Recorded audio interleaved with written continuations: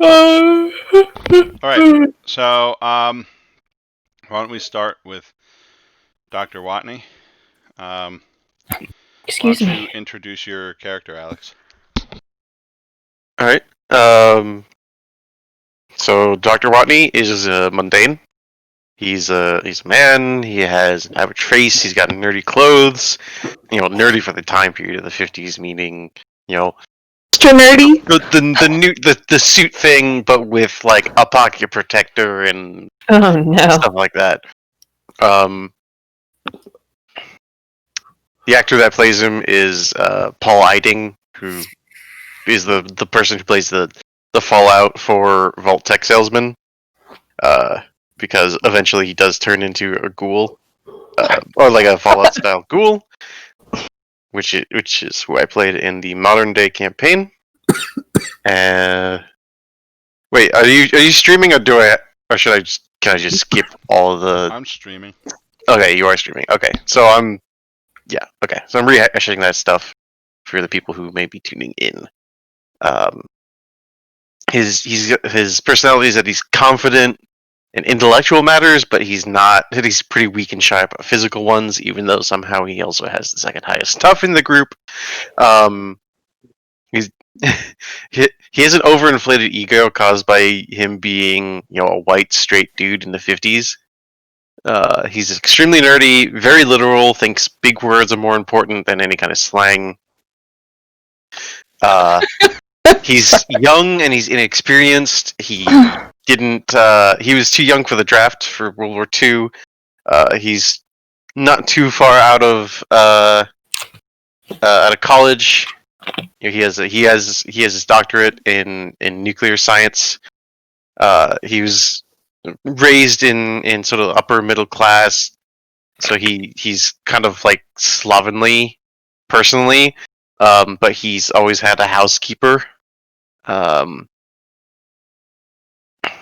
His job was that he was brought in to. Do we have a name for the government organization that? We just call it the secret government You're working for the organization that. Manhattan Project. I don't know if there's any way around it. Okay, yeah. So it's the Manhattan Project to, as a knowledgeable nuclear scientist, to discover how a quote-unquote Soviet power source works. And in fact, this is a alien power source, but he doesn't know that, and they did not tell him. So that's his only real brush with anything other than purely natural human stuff.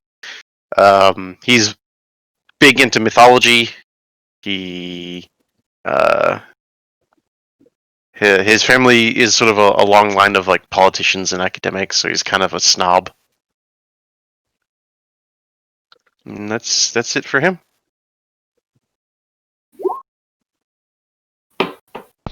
Thank you, Alex. Silk, would you like to introduce Betty? Okay. So Betty Mansfield is played by Grace Kelly. She is a woman, soft-faced, tailored clothes. She's either in a suit or in a cocktail dress, depending on what she's up to. She's elegant. She's refined. No lady would be out and about at this point in time without being, made up properly. But her makeup, while flawless, is pretty understated, but always appropriate for whatever they're doing. So even on a hunt, she's gonna have like that powdered nose and the understated lipstick. Her nails are always meticulously clean, things like that. Personality-wise, she has a calm demeanor. But she has an easy smile. She's friendly, but she can be no nonsense when she needs to be on assignment. She's very no nonsense, all business. But since she has been running the bar, she's learned how to have a good time and let loose, but not too loose. Her upbringing was one of wealth and privilege, having been born while her family was on a tour of the continent, as it were. Her family is very wealthy cattle ranching family. But they also run a charity organization known as Hope for Humanity. And she spent most of her childhood in poor nations, helping her family, or witnessing at first her family bringing medicines, education, infrastructure, and things to these places. And then, of course, after the war, there was a lot of reconstructing. But during the war, that's when she started doing more herself, taking an interest in the community. When the men were out fighting, taking an interest in the company, because most of her cousins and brothers and uncles and such were off fighting. And when everybody came back, instead of going back to the salon, she decided she was going to keep working for the agency and took over some of the more undercover supernatural responsibilities of said agency. All right. Thank you very much. Carly, would you like to introduce Rosie? Sure. So Rosemary, or Rosie, as most people call her, Cunningham. She's a young woman. She just turned 20. Similar to Silk's character, she is always put together. She has shoulder length brown hair that she always wears in curls, with like a pretty green velvet ribbon in the back. She always has red lipstick on. She has very striking green eyes. Her normal attire is like skirt, a nice blouse, and some kind of cardigan. She always, though, has a very small round amber pendant that on a silver chain that she always wears. You probably not like a interesting little note about her. She has a bunch of really gnarly burn scars on her back from an accident she was in. Personality-wise, people describe her as charming, quick-witted, smart, sophisticated. People like to be around her. She kind of has a very magnetic personality. People like to listen to her and just be with her. She does have a bit of a wicked side when she loses her temper. She's an only child of parents who work for the military, so she moved around a lot as a kid. She's currently studying to be a legal assistant, though a lot of people say that she should give that up and go to Hollywood and because she has a face for the pictures. But she currently works at the small local bookstore in town. And she, about a year and a half ago, stumbled upon a old dusty book in the basement of the bookstore and has been noodling around with it. So, yeah.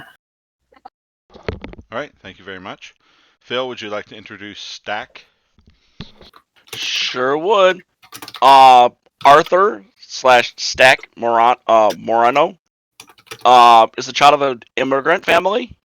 They came over back in the before when Italy's fascist regime was coming into power.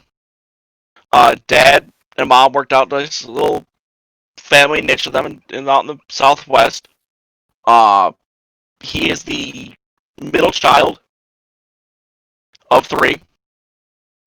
They've never really had much, so he's always been having to deal with the fact that his parents are immigrants, and they're always kind of looked up to people who had more than him. But he was always a quick learner, and as life progressed, he started falling in with the wrong crowd, as his parents would put it. You know, when he was hanging out with those boys, and they basically dragged him into the greaser crowd. So he learned how to repair. He learned how to repair cars. He learned how to handle himself in a little bit. You know, when things got rough, all that sort of stuff. Tell me more. And tell me more. yeah, pretty much. Did you get very far? No, not that bad. Um, Do you aggressively he still lives at snap? home with his parents. And one day he was out. He works as an auto mechanic on the side, spending money. And he was at a pick and pull getting parts for a vehicle, and he found this old book hidden, stashed away in the trunk of a car. So he pulled it out, bought the book from the guy who owned the pick and pull, who didn't really care less what happened to it. Took it home, started working on it, and that's how he got to where he is now. Neck deep in trouble. Okay, Phil, your microphone is axe handing quite a little bit. It's what? Um, You sound like sound like a you sound like robot. Shockwave. Yeah. Oh, hold on a second. Let me see if I can fix that. All right. Move on to the next person. I'll fix this. Yep. Ray, would you like to introduce Dr. Spectro? Happily. So I'm Ray. I'm playing Dr. Marcus Spectro. Dr. Marcus Spectro is portrayed by Paul Bearer of WWE fame. So Dr. Spectro was born in Cleveland. World War II broke out when he was in college, and he interrupted his sophomore year to sign on after the Pearl Harbor attacks. He was always kind of an academic, and honestly, boot camp would have killed him. So he was assigned to the Signal Corps instead, and got to skip over the hard things like running around and doing push-ups and eating bad food. He was stationed in North Africa, and while in North Africa, tomb. Among the debris and the sand and the corpses and the ancient rags, he found something that caught his eye, a bright sunburst of gold. He picked it up and took it home with him as a souvenir. Within the next 2 weeks, in a dream by an avatar of the ancient sun god Aten Ra, who told Dr. Spectro that by taking up the amulet, he'd become the grand hierophant of the sun, and he was now responsible for protecting the world from the forces of chaos. Several days after that, he was abducted and interrogated of special services after they detected a metaphysical anomaly. So he was conscripted into the OSS and spent the rest of the war fighting the Thule Society in Germany and the Dark Ocean Cult in Japan over minor supernatural quibblings. After the war, he earned his doctorate in Egyptian religion from Oxford. He didn't really work much at it. He basically used his position to steal artifacts and replace them with replicas. So he has quite a collection of Egyptian artifacts that he has secreted back to his home. He currently supports himself as an adjunct professor and occasionally working as a consultant to the OSS when they run into problems that fall within his abilities. So he's generally hunts on behalf of the U.S. government, though sometimes Aten Ra grants him a vision when there is a matter of particular importance, which doesn't always necessarily dovetail with Dr. Spectro's idea of important, because a 3,000-year-old Egyptian sun god has different ideas about what matters. Dr. Spectro is fussy and prissy. He is obsessive about keeping a nice home. In fact, his home is decorated in the most modern styles and is the envy of every housewife in the neighborhood. So maybe lots of plastics? Loads of plastics. Loads of Formica. Oh, wow. Everything's olive green. Oh no. Well, actually, he drives a 1950 sea green Bel Air. Fabulous. He is a passionate baker of mostly pastry and casseroles because it's the 1950s. He has not fallen into the Jello trend, thank God. And he is a burgeoning gardener. He wears very neat. He dresses very neatly. He is a portly gentleman, but he is always very well put together. He doesn't actually wear corpse paint. He is just rather pale. Okay. So that's Dr. Spectro. All right. Nice Thank to you. meet you. Did Silk, Carly, and Phil introduce the actors that played their characters? Oh no! Oops. I'm sorry, what was the question? Their actor that plays your character. We didn't introduce our actors. Oh, I did. Oh, you did. I didn't. My bad. I was asking. My character, the He said actress. he's played by Audrey Hepburn. Yes, Audrey Hepburn. Right. I didn't say that before. And Stack is played by a young Rob Lowe. Okay, and for those who didn't get it, Betty is played by Grace Kelly. All right. Did- And Sarah, would you like to introduce Jonathan?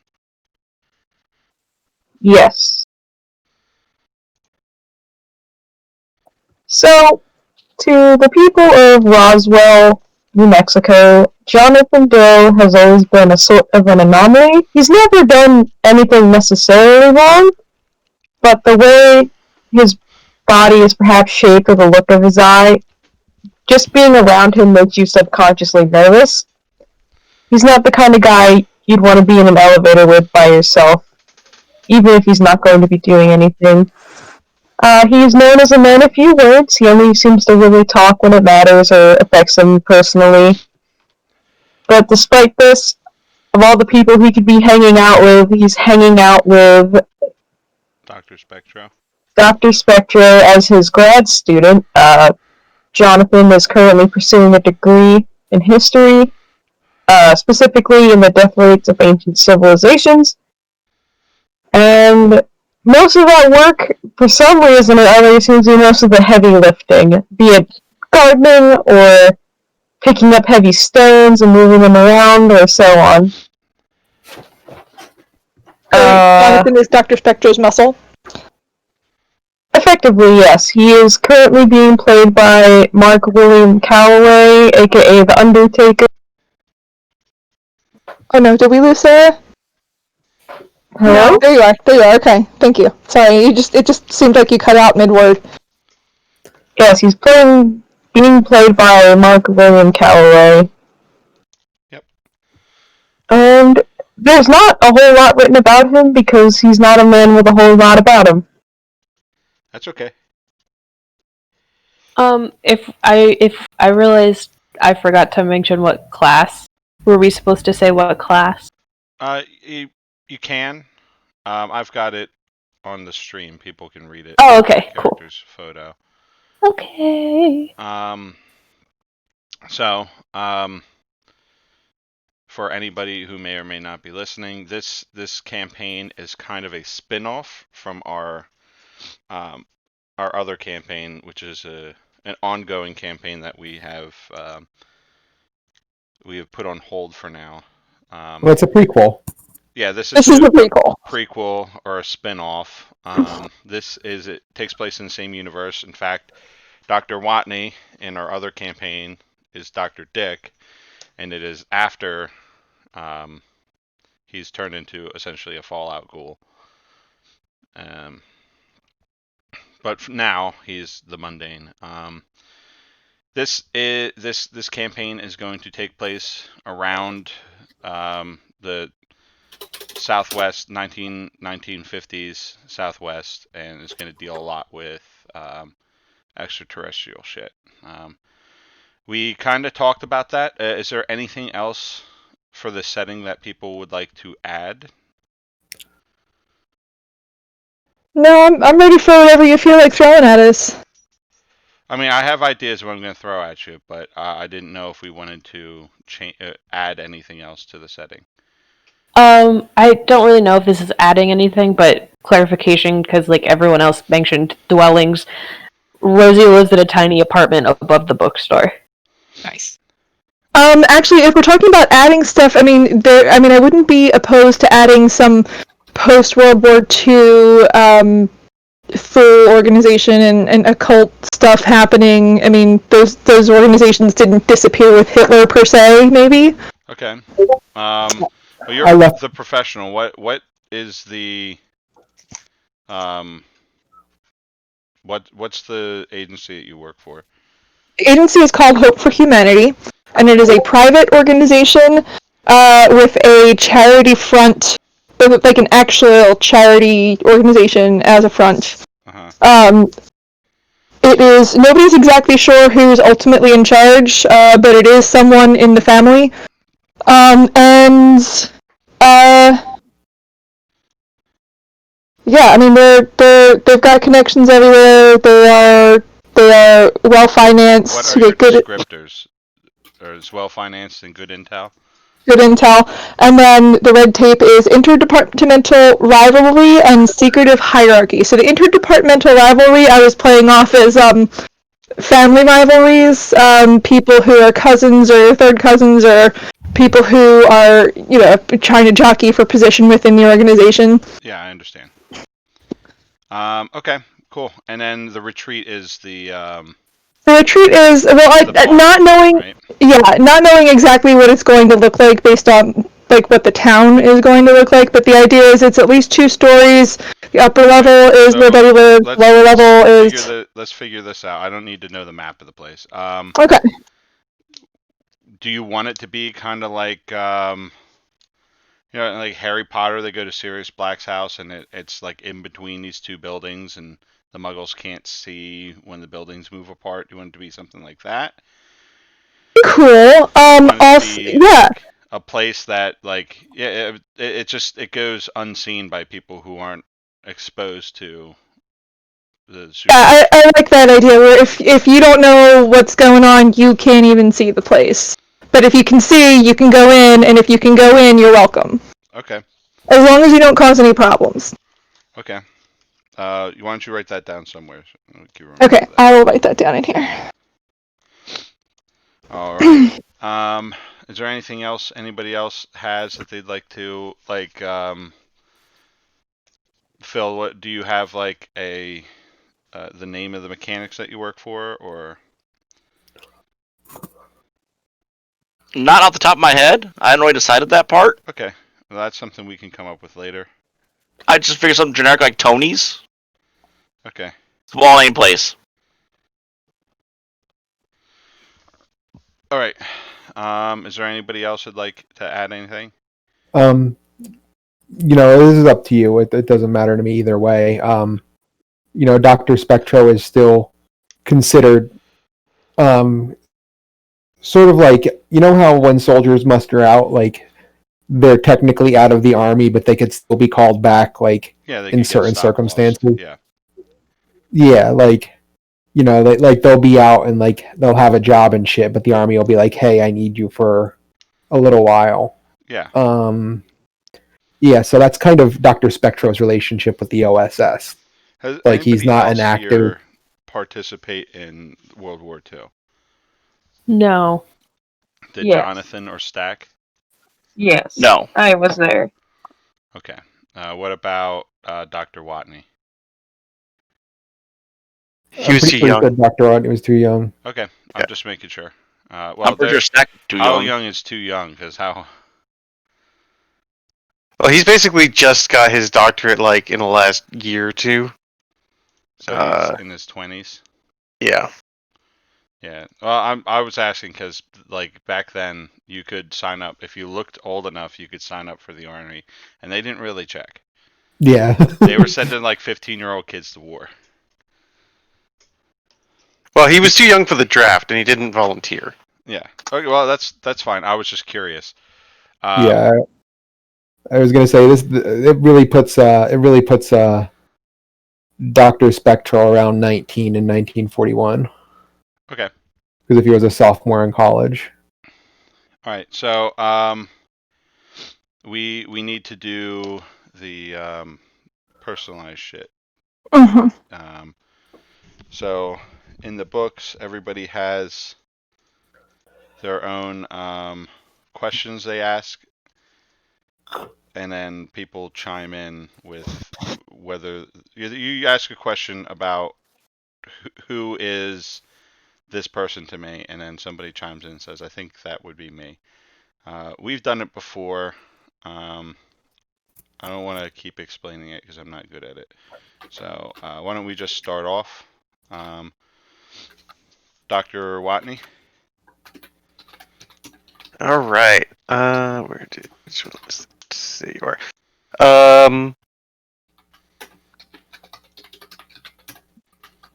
Who is? Okay. I feel like I know who this is gonna be, but who is? I'm a bit suspicious of them.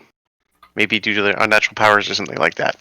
I feel like this could be a number of people. I feel like that might be me. Okay. Jonathan. Yeah, Yeah, it makes sense. especially for someone who's very like generic 1950s person personified. Okay, so you're suspicious of Jonathan.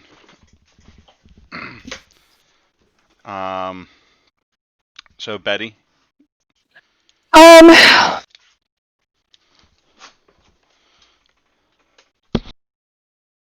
Okay, you're on the agency's watch list, and I've been keeping an eye on them. I'm thinking, I mean, honestly, it could be anybody, because the agency could be looking out for helpful and or harmful type things, so... Maybe Rosie? Okay.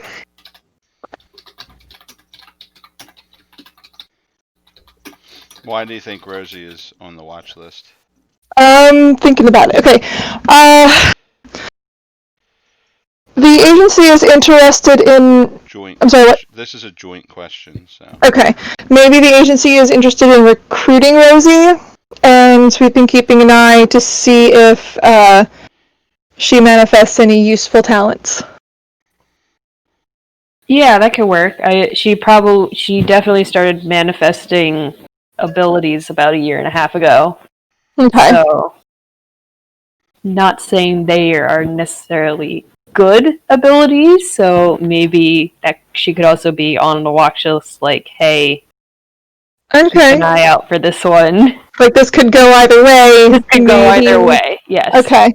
Alright. Okay. Rosie? Okay, some of my questions are good. They fear your power or what you might do with it. Who here fears So Rosie? what exactly is your power? Is it defined? Is it like what's the origins Not of it? so. It's an interesting little bit. I can explain it. So, as a hex, you have something called a temptation. You have a dangerous drive that you pursue something to the exclusion of your own safety. Did your temptation drive you to learn magic, or learning magic drove you to your temptation? For her, the temptation drove her to learn magic, and her particular temptation is power, utilizing magic to exert your dominance over others, to the point that she has found magic in her abilities to use it. She's basically now addicted to that power. So by exerting your you mind control people.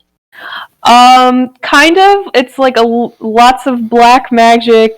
It's very voodoo-esque. Voodoo, yeah. Like one of the things that I can basically do, I can have a sympathetic token. Like if I have a lock of hair from somebody, I can use my magic to hurt them more. So it's like witchcraft or... So would it be possible for you to make a zombie? Or theoretically, you don't need to have the crunch, but would it fit with your character's portfolio? Like, I'm not saying this needs to be an in-game ability, but would it fit with your character's portfolio to eventually be able to make someone into a zombie?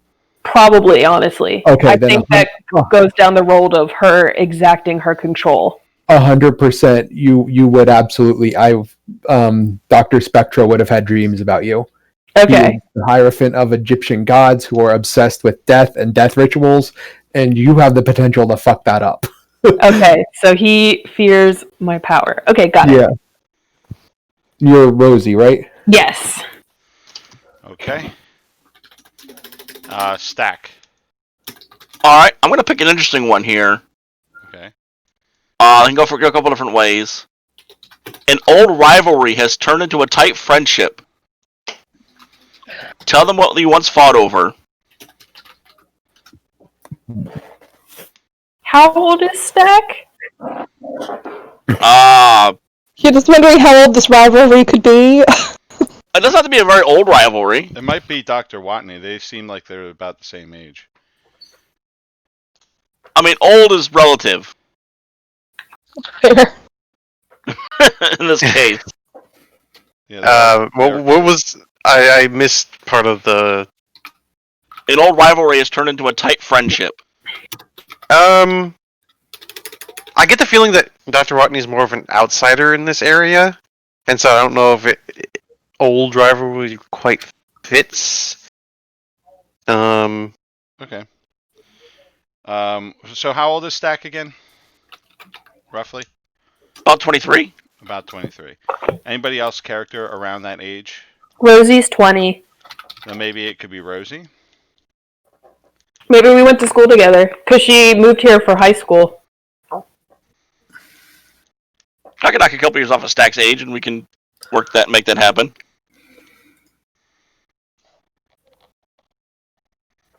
Maybe you didn't like you and the guy she was seeing in high school weren't friends, and so she was like, "Oh, you're not my friend," and now they're like best friends. All right, we can hash that out. Okay. Yeah, we don't have to figure it all out right this minute. All right, Dr. Spectro. All right. So Dr. Spectra, let me see my thing.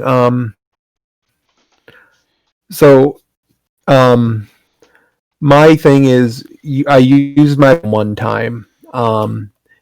And then we decide if it's for selfish reasons and tell them if they found out about it. So this is something Sarah and I kind of worked out ahead of time, if that's cool. That's okay. Yeah. That's totally uncool, man. So we're thinking that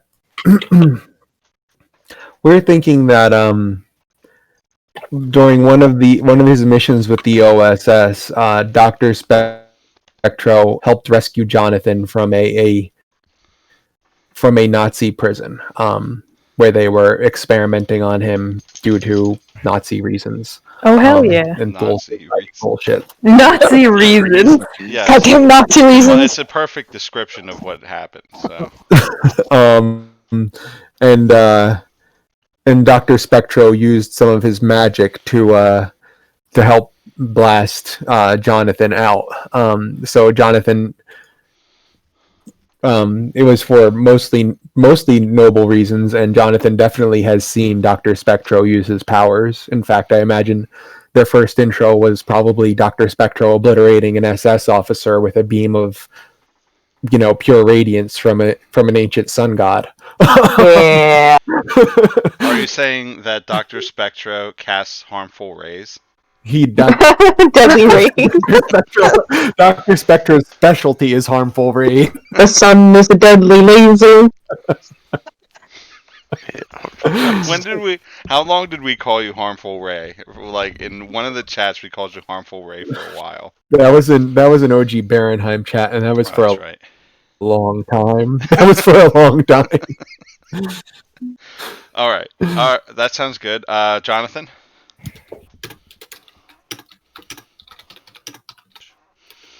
Did the book open?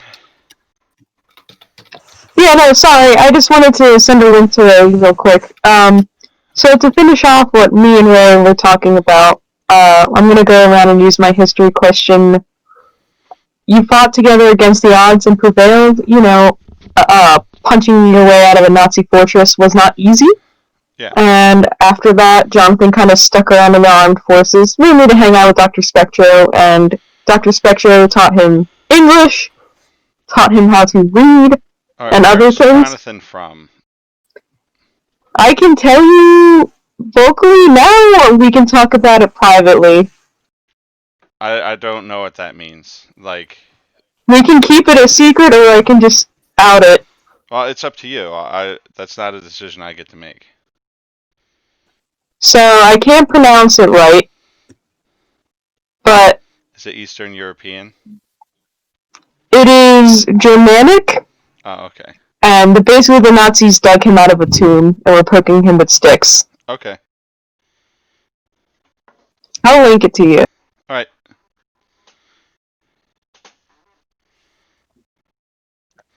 So that's yours. All right. So then, Dr. Watney, back to you. All right. How about Come here. um?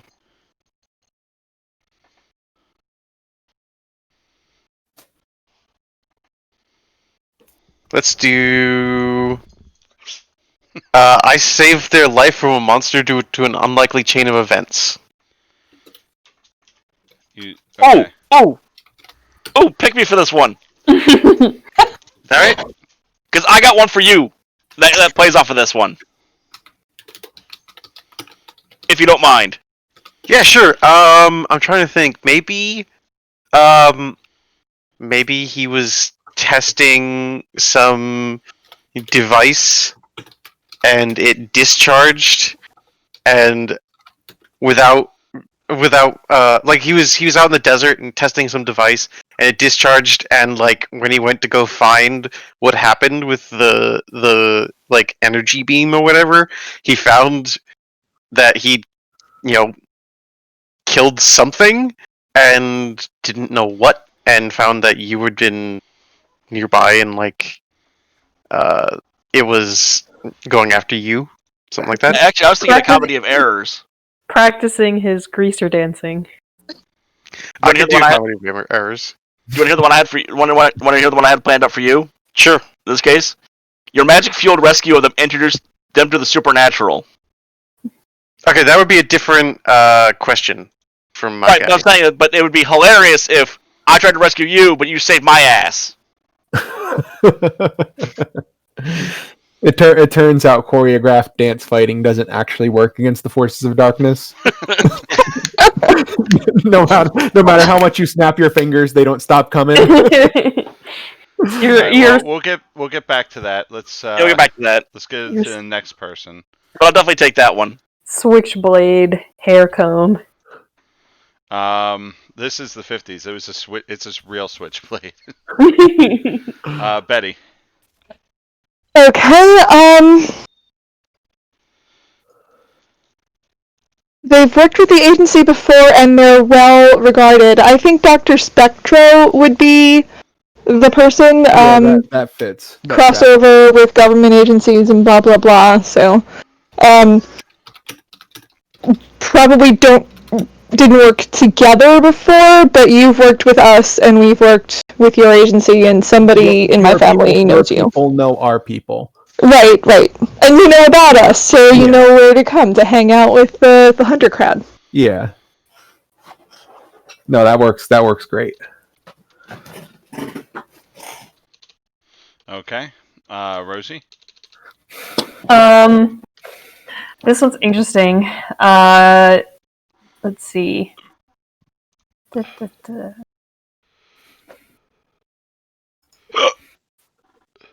They encourage you to indulge your temptation. Ask them why. Her temptation is power, which the definition on here is Oh God, you and me are gonna have some fun together. I think. Are you ready for another antagonistic campaign, Carly? Yes. Did you miss? Did you miss? Did I miss pestering you constantly? Yes. Yes, I did. Dr. Spectro is a very different character than Tolgar. The definition of power in that I took for my temptation again is use magic to exert your dominance over another. So who encourages me to indulge my temptation?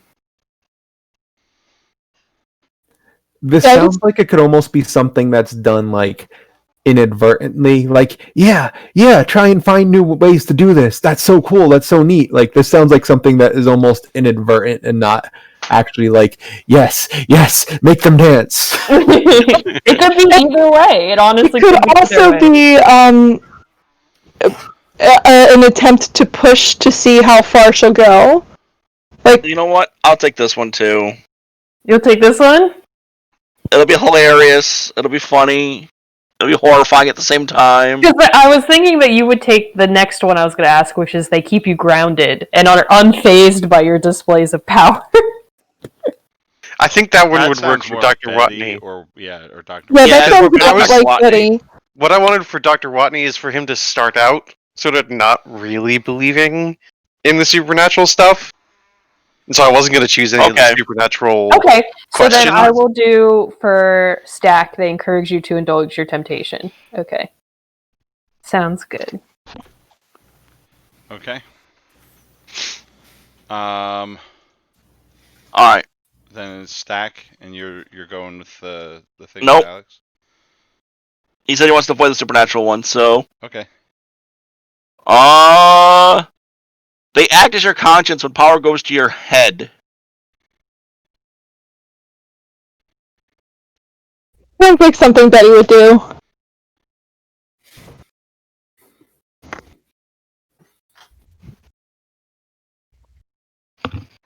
Okay.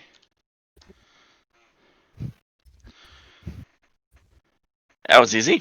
So Stack probably frequents the what is it called? The retreat. Retreat. It's not as memorable as the The leaky trough. the leaky trough or whatever. Yeah, it's a lot more The classy spilled than. trough. I think it was the spilled trough. Yeah. Something. Yeah, it was the spilled trough. All right. Okay. Dr. Spectra. So this is not in the book, but I want to see if Alex is cool with it. Mhm. Since you've just been assigned to work in, I guess we're saying, is it the Manhattan, like the successor of the Manhattan Project, or is it still the Manhattan Project? So I would think it's like the successor of the Manhattan Project. Like, okay, so I'm kind of thinking maybe one of the tasks that the OSS has given Dr. Spectro is to kind of keep an eye on Dr. Watney and kind of be somewhere in between, like, mentor, like, welcome to the government service, we deal with weird shit, and like minder, like making sure, he's not getting sucked in by communist propaganda or joining a union or I like the idea that he's the one in like sort of he's Dr. Watney's supervisor, but his goal, I think, at the start was to try to convince him that, like, try to keep him in the dark on supernatural stuff. Oh yeah, no, absolutely. He absolutely would not let Dr. Watney know ahead of time. Like, if something happened, he wouldn't lie to Dr. Watney because he knows how serious this is, and like, no, we need to play this straight. But if it didn't happen, he wasn't going to be like, by the way, I'm an ancient Egyptian wizard. By the way, I'm Moon Knight, but for the sun god. Where's my money? I did not realize I was making Moon Knight until Sarah pointed it out to me. Where's the ketamine? So yeah, so if you want to do that, I think that'd be fun. All right, sounds good. Yeah. Jonathan. Alright.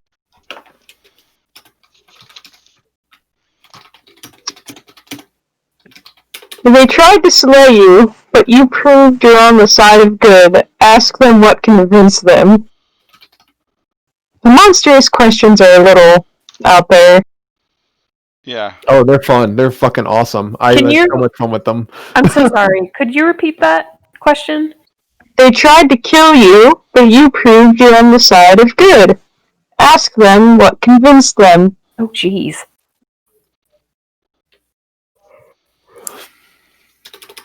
You know what? Stack totally tried to kill John. Can you just imagine? Did you try to dance at me aggressively? I feel like he just stuck you with the switchblade, and it just like stuck. Like it just stuck, and like here, hold Jonathan on a just second. looked Hold at on a it. second. What if Dr. Watney accidentally saved Stack from Jonathan? Oh, that's good. Okay. Yeah. Okay. Stack attacked Jonathan, and then Jonathan was like upset. I don't know. This is Anyway, a strong inconvenience. Maybe Jonathan shielded Stack from Dr. Watney's experiment, and that's they kind of Dr. Watney saved Stack, and kind of Jonathan also saved Stack. And that's what proved that Jonathan was a good guy. Yeah. Okay. Yeah. Yeah, that works. Does that work for you, Sarah? Yeah, so basically Dr. Watney's experiment went haywire, and I just happened to be there and blocked Stack with my girth. Yeah. You just happen to have gotten stabbed by Stack. And I think this is why Dr. Watney is suspicious of Jonathan, because he's like, a human being shouldn't have been able to take I that stand that. energy. Oh God, I forgot about the voice. Oh, just you wait. Oh no, really? I'm doing voices. Oh my god. Carly is not familiar with Paul Bearer. No, I have no idea who this. I have no idea who this is. When we're done here, you need to check a couple clips before you go to bed. It's gonna I'm get gonna really good. All right, I'm gonna get yelled at. back to My man is gonna yell at me so much this campaign. back to Dr. Watney. All right. I think next one is going to be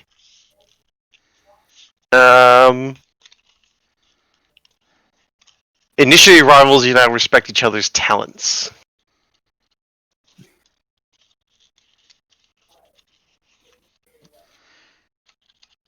That's a tough one because That is a tough one. then maybe as Betty.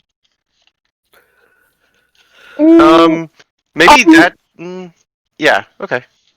Are you currently actively exposed to said supernatural, or like in what respect were we rivals? Like what? I feel like Dr. Watney is kind of a dick. Dr. Watney is Well, Dr. working. Dick was a dick, so. Dr. Watney is working for the agency that Dr. Spectra works for, who works closely with your agency occasionally. Oh, I get this. Okay, so imagine that you're working for Dr. Spectro.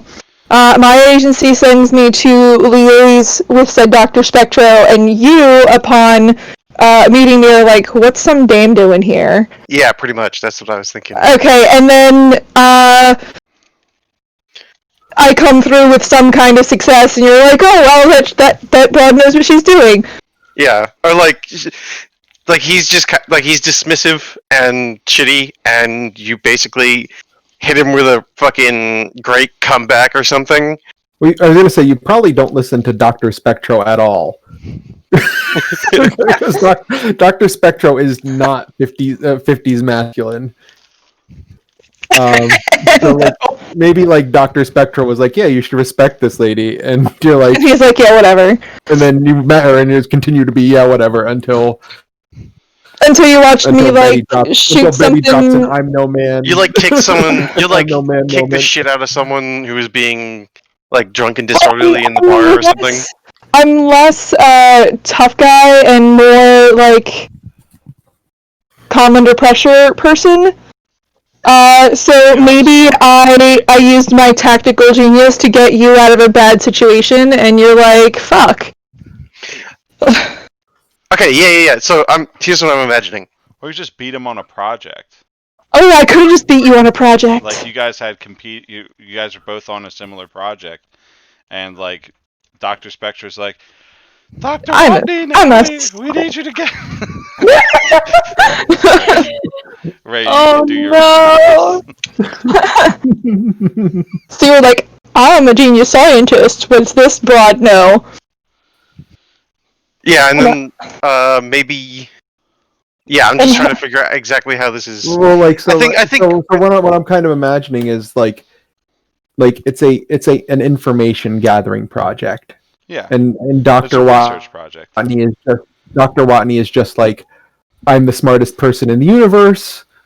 I can do this all on my own. I don't need any help. Meanwhile, Betty is like farming through connections and like And yeah, it just turns. I got this for you the next day, and Dr. Rodney's like, how did you even find all that? Yeah. Okay, so the wording of the question was we were initially rivals, but now how does Now it go? Dr. Watney respects you. Yeah. All right. All right, and Betty. Okay. Mm, mm, mm, mm, mm, mm, mm. Mm, mm, mm.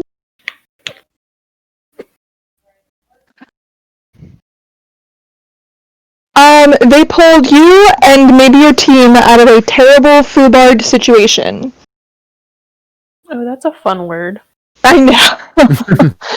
I love foobar. I was thinking maybe that would be Jonathan, since I have worked with Dr. Spectro. It might have been a Spectro type project wherein things went south and he then sent Jonathan in to clean it up. That sounds entirely plausible. Yeah, I like that. That sounds good. Sarah, are you... Sorry, say that again? Okay. The question, or the statement is, they pulled you and maybe your team out of a terribly food-barred mission? Yeah. And... Okay. Nice. Sounds good. Stop it. Rosie. Okay, let's see here. Boop, boop, boop.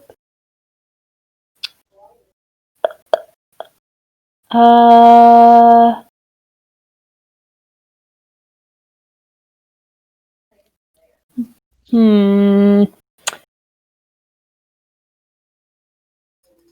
They helped you out when a spell went awry. Tell them what spell it was and ask them how they helped you.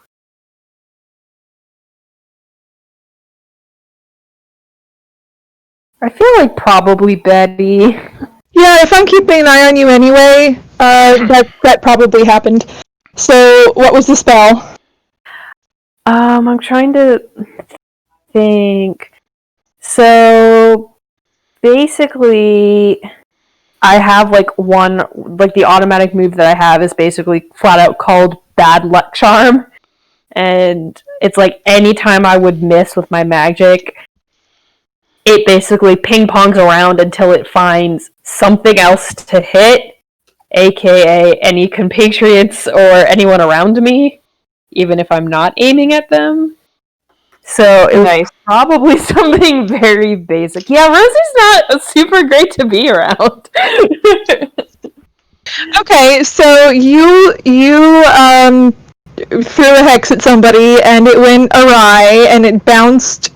You missed. It bounced around, and I somehow like dispelled it, or got people out of the way of it.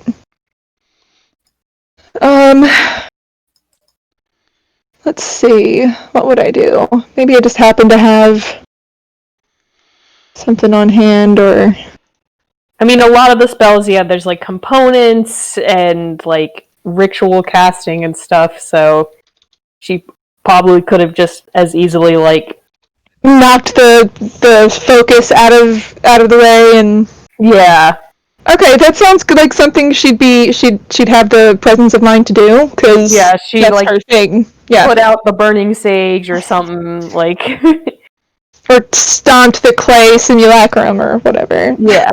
Okay. Yeah, that sounds good. So,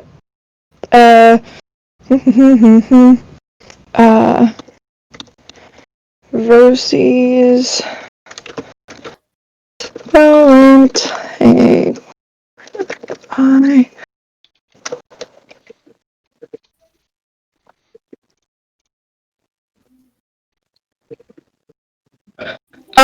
Do you want to talk about why you were casting this spell? Was it something like what? I honestly think it was probably like some kind of divination spell, and maybe maybe Betty was like, you're not supposed to be seeing this." Ooh, what if like so you were trying to cast like some kind of divination spell and then instead of it like working on the person you intended, you started seeing like everybody around you started seeing stuff from other people around them. Yeah, that's great. I love and that. it was like, wait a minute, what was that? Who was that? And then I destroyed the crystal focus or whatever, and it all went away. Yeah. Yeah, I like that. Instead of her seeing what somebody was thinking, everyone saw what everyone was thinking, and it was like, oh shit. Like, that's how I knew it went haywire, because it wouldn't, like, like how. Yeah. How else That's would anybody perfect. have known? And then people started freaking out, obviously, and Yeah, I love Yeah. that. That's perfect. cool. All right, sounds good. Stack. You thought they were dead, and now they're back. Jonathan! Yeah, me. Well, you There we already go. got one for Jonathan, don't you? Yeah, I got one from Jonathan. I don't have one Oh, to that's right. Jonathan. That's true. Oh yeah, that So works. like, That works you with saw the me scenario get too. ass blasted with like radioactive juice, ass and you're like, blasted. ass blasted, and you're like, Okay. oh fuck, like I'm gonna have to bury this guy, and then I just kind of got up and was just like, He sat straight up. I sat straight up Yeah, like the fucking Undertaker. and just kind of grunted and left. All right, that's fair. That works. I like it. All right, sounds good. I need one with stack. Yeah, I need one. All right. Yeah. So it's your turn. So Okay. So what the fuck do you do? What's your problem? What's your problem? What's your problem? What's your problem? Related to count. What is your problem? Channeled Talbar there. I mean, I feel like you could ask a greaser what their problem is. Like, why are you doing this? So yeah, what's your powers? What do you do? I know you're some sort of magic, but I don't know what exactly. Spellslinger? Combat magic. Combat magic. Okay.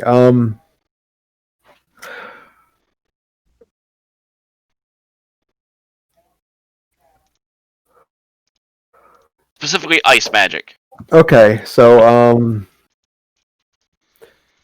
you're a cryomancer.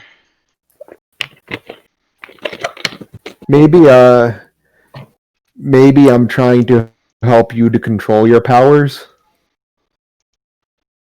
Like trying to like maybe it's a combination of trying to recruit you to the OSS and also like giving you like little tips.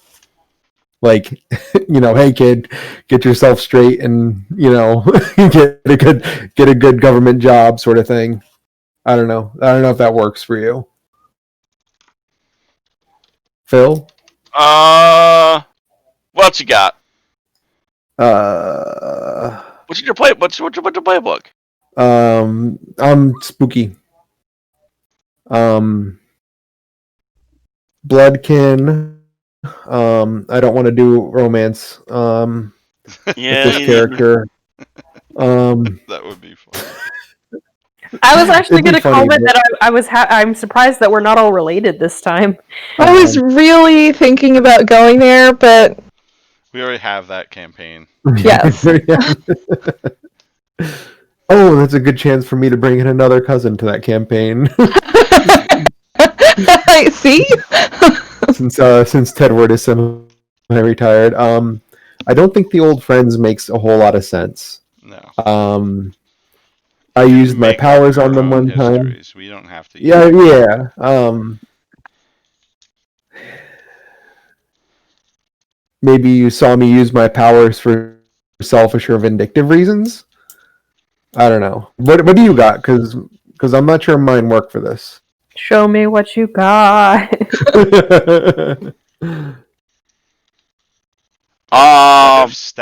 What if Stack saw you speaking to an Axumun or whatever? An accident.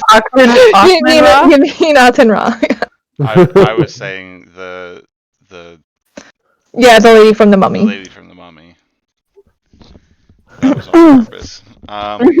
Oh man, if I get to fight Emotep. I'm so glad you changed that to fight because for a second, like you cut out and it kind of sounds like you said "fuck Emotep." Well, that's why. Listen, I was just like, That's why Ray doesn't want to have a romance with Stack. Is because he wants to have a romance with. with Emotep. Emotep is pretty handsome. Yeah, yeah, not gonna lie. Only comes in third by virtue of the two leading the leading actors being just amazingly attractive in that movie. Yeah, they're all snacks. The one I've got really that fits for Dr. Spectral might be a Comrade in Arms. Yeah, that works. Like that We works. fought something together. Yeah. Like, and it could be just like happen to fight something together, or it could be like Dr. Spectro is kind of using Stack as cheap muscle and not really not really telling anybody. I don't know. I don't know how you want to play that, because I could see that would be a thing Dr. Maybe Spectro Stack does. is like a civilian informant type deal. Oh, you know what? Maybe he brings up weird shit he sees in greaser circles. I'm sure that like there's some dark magic going on them there greaser circles. That's the snapping at each other. That's There's a actually ritual. It's a code. yeah, it's a ritual. It's ritual. We're gonna have a Christine episode. I don't know. And What that's do you not so think? funny then, is it?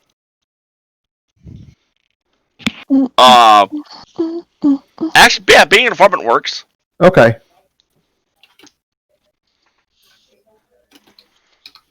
Okay, Jonathan. Okay. I lost control one time and almost killed you. How did you stop me? Rosie. There.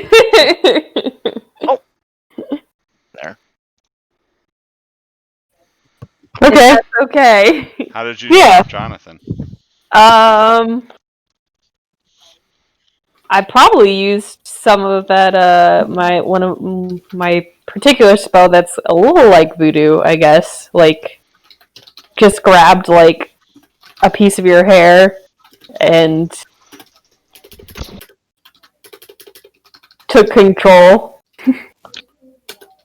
Until you stopped being murdery. Basically, took control and was like made you stop. Basically, made you freeze what you were doing. Cool. Nice.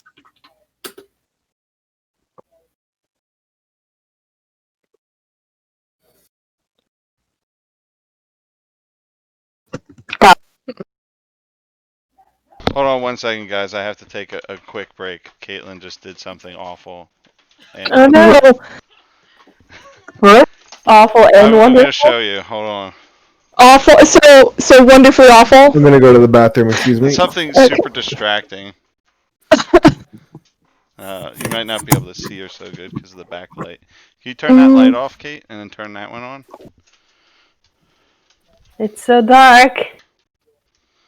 Uh-huh. She did a sweater. It's got like a skirt on it. Oh, it's so glad. What a You cute look lady. so pretty. She's ready for Christmas. It's you. You look so pretty. Pretty lady. Oh, Lola. Ooh, look at her skirt. Everything. That's so sweet. Ooh, baby. Look, you're so pretty. What a pretty lady. Look at that sassy Why do skirt. dogs like sweaters so much? I don't know. Oh, she's Maybe people loving are it. putting dogs in sweaters. Oh, baby, did you get a sweater? Did you get a sweater? I like those little sassy skirt. Everybody Little loves ruffle. Lola's sweater. We're gonna have to yeah, take it in. She's so skinny. She's skinny, baby. All right, get down, baby. We're set. But Dad, But Dad, look how cute I am with my sweater. She's gonna distract me so much. She's just gonna lick your ears.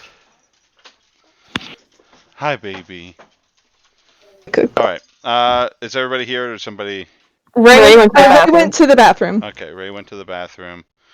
Okay, so I actually only have 2 of 5 also, so I need to pick How do you only have 2 of 5? You should have 3. 3. I have 3. I'm sorry. Yeah, 3 I of have five. two people. We're still going around the circle. don't Okay, worry. so we're still good. All right. Yeah. I get lost. We'll do Dr. Watney now. Okay. All right, so I think Dr. Watney has a crush on Rosie. Oh, If that's okay with you, Carly. That's adorable. that is definitely okay. Okay. I love that. That's fun. Like the I think he sees her at the bar and he's like, "Wow, she's wow, she's a real damn, isn't she?" That And he sounds just about gets really right. flustered around her. He probably frequents the bookstore she works at quite a bit then. Yeah. That makes sense. Oh my god, you're playing an incel. No. He doesn't blame her when she doesn't reciprocate. I am no, totally he's playing fine with that. 1950s white man, so he might. Mm. I'm okay with that. I think that would be fun. Okay, sounds Yeah, good. me too. Betty? Okay, hold on. There we go. Met on a mission and worked unsuccessfully. I'm sorry, worked unofficially and successfully. I'm gonna go with Stack. There was something came up at the bar, you happened to be there, and I was like, hey, you know your way around this magic shit, let's handle this. And then it all worked out. Okay, dokily. Okay. Rosie? Let's see.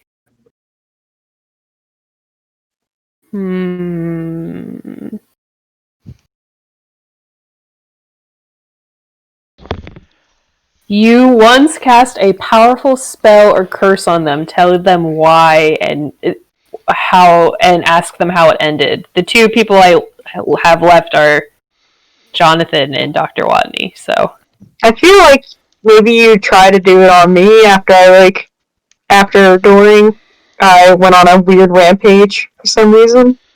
Oh yeah, you got a piece of Jonathan's clothing or hair or something. hair, yeah. So maybe you tried it after that. Yeah, because it says that I can keep using it until I fail the spell. Maybe that's what Betty stopped you from doing. Oh, maybe I was trying to look into Jonathan's thoughts. Okay. Oh yeah, that makes a lot of sense. Yeah, I love how these always wrap back around. Yeah. After you attacked me, I got a piece of your hair and fled, and then I was trying to peek Figure into out your what mind, your what deal the is. fuck? Yeah, and my spell went awry. Okay, cool. Cool. Do I know you have a piece of my hair? Probably I mean, not. I just need one piece of your hair. I could have Nice. just pulled a piece of hair off your clothing. Nice. Hey, at least it's not your fingernails. I can use those too. Yeah. It's like explicitly listed that I can use like fingernail clippings. lock of hair, full set of fingernails. Yeah, that's some witch shit. Yeah, Yeah. that's classic. That's classic European hex stuff. Yeah. It'd be funny if you like got a hair off of something, like you failed a roll, and you got a hair off of somebody. It was like a dog hair. Yeah, curse their poor dog. And now the dog starts chasing his tail, and you don't know why. They were wearing a Why? Tell toupee. me. Why are you chasing it? Why are you chasing your tail? Okay, cool. All right. Stack. Yes. Let's see, who do I have? Who do I have left? I have Dr. Watney and Dr. Spectro. We already kind of worked out for Dr. Spectro, Yeah. so I'll just put. So I think it's what, muscle, or Oh, we said you were Two. my informant. right? I gotta go towards you though. Oh, I've only been doing them one way. Well, you're supposed to have two of them per person, so. Okay, Oh, I didn't realize. you don't write down the ones that other people's ask. No. Ray. You write down the ones that you ask. So you're Okay. you're doing fine. Yeah, I write them both down just so I can keep a track of who's asked what and. And we've been doing a good job of like interconnecting them. Oh my god, I forgot that Vincent Vice is in here. Yes. Pins advice. Uh. I hope we run into him. Yeah, I'll just. He works with Dr. Watney. Oh my god. Yeah. He's So he back. also works with Jonathan and Dr. Spectro. That's true. Ah. Betty definitely knows him. All right. I'll just do the Yep. one Dr. Spectro. Work that one out. So we'll worry about Dr. Watney later. I'll think of that one for that one in a minute.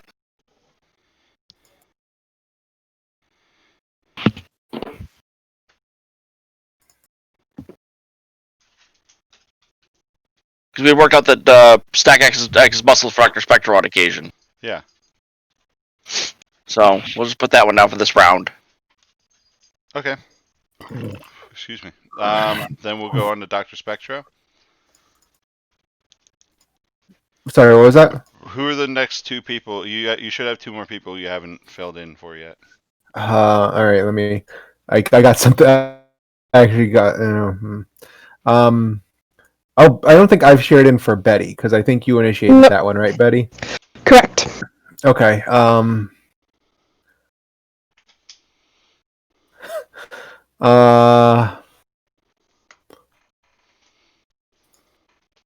You know what could make?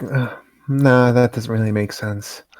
I was gonna say, you know what could make it interesting, like, but it doesn't.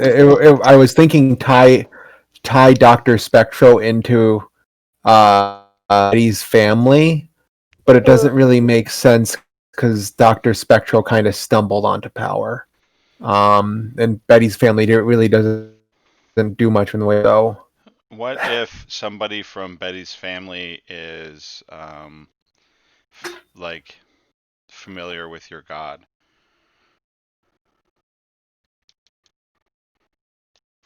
I mean, I'm okay with it. Like, I'm not sure, like, if that, like, how much that would play out other than just being a connection. Somebody's breathing really heavy in their mic. I don't know, like, what are some of the history questions that you have?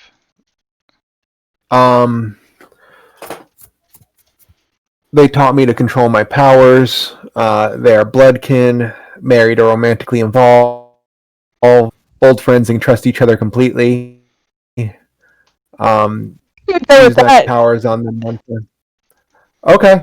I think we've worked together enough. We have that respected relationship. We might as well be close friends, and it's an unlikely friendship because Yeah. she's like high class, high society, and he is like He's 1950s just middle homemaker. class. Yeah. But it's perfect.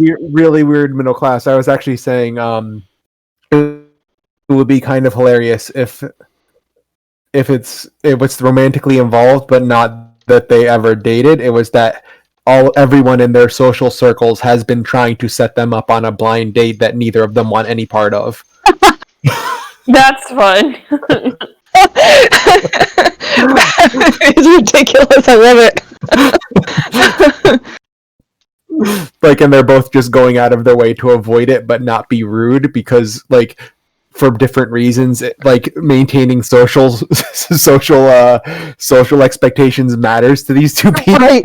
So they can't just be like, fuck off. No, they have to like always invent excuses. Right.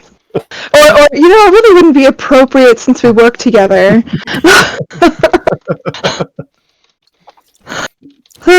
She would have to quit, and then I would lose an esteemed colleague. Oh my god. Wait, is that the voice? That's what he sounds like. Yeah. Oh Okay, so we're gonna go with friends keep trying to set them up, but they don't want anything to do with it. Yeah. All right.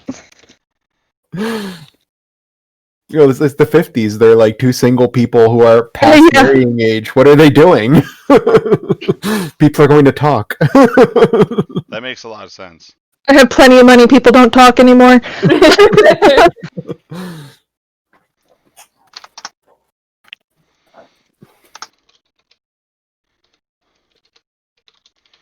Okay, Jonathan.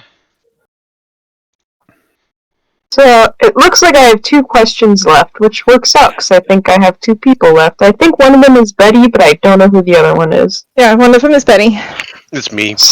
Oh, it's you? Okay, so the questions I have left are: you are romantically obsessed with them, close relations, or a direct descendant. I saved them from another one of my kind, and they are tied to my curse or origin. I think you could easily have saved somebody from another one of your kind. Yeah, also tied to your curse or origin is totally possible with Betty's family since they have been involved in the weird for a very long time. And Oh, since God. it's family, it could also be descendant. Well, maybe Betty's the first one to ping what you are, like, because Oh, of the God. family history, like Betty sees you and just puts the pieces together like that, because she's got the archives going back into medieval Europe. What's right? Noxerer. Yeah. Basically, then the first person who dies from a massive plague becomes one of these things. Huh. So maybe, like, your ancient ancestor is the one who put me in the tomb in the first place. They buried me with a brick in my mouth, and then, like, the Germans were like, what the fuck is that noise? Oh, jeez. Okay, that sounds terribly mean of us to do, but I suppose medieval us weren't very nice, so that makes complete sense. Well, not for nothing, but medieval Jonathan probably also ate his living family members. Makes sense. That's kind of what And they found him naked because I eat my clothes, apparently, also. Okay. Okay, so it's my family is tied to your curse. Yeah. And, yeah. I'm having to look up what this thing is. I'm gonna show you the Wikipedia I article. just spelled it out. I'm looking it up. Okay. Then back to Doc Watney. Can you just imagine I'm flipping through some book and I see like some woodcut picture of Jonathan's face It's like, and oh like the my God. description of what happened and like, holy shit. So the other person I've left is Dr. Spectro.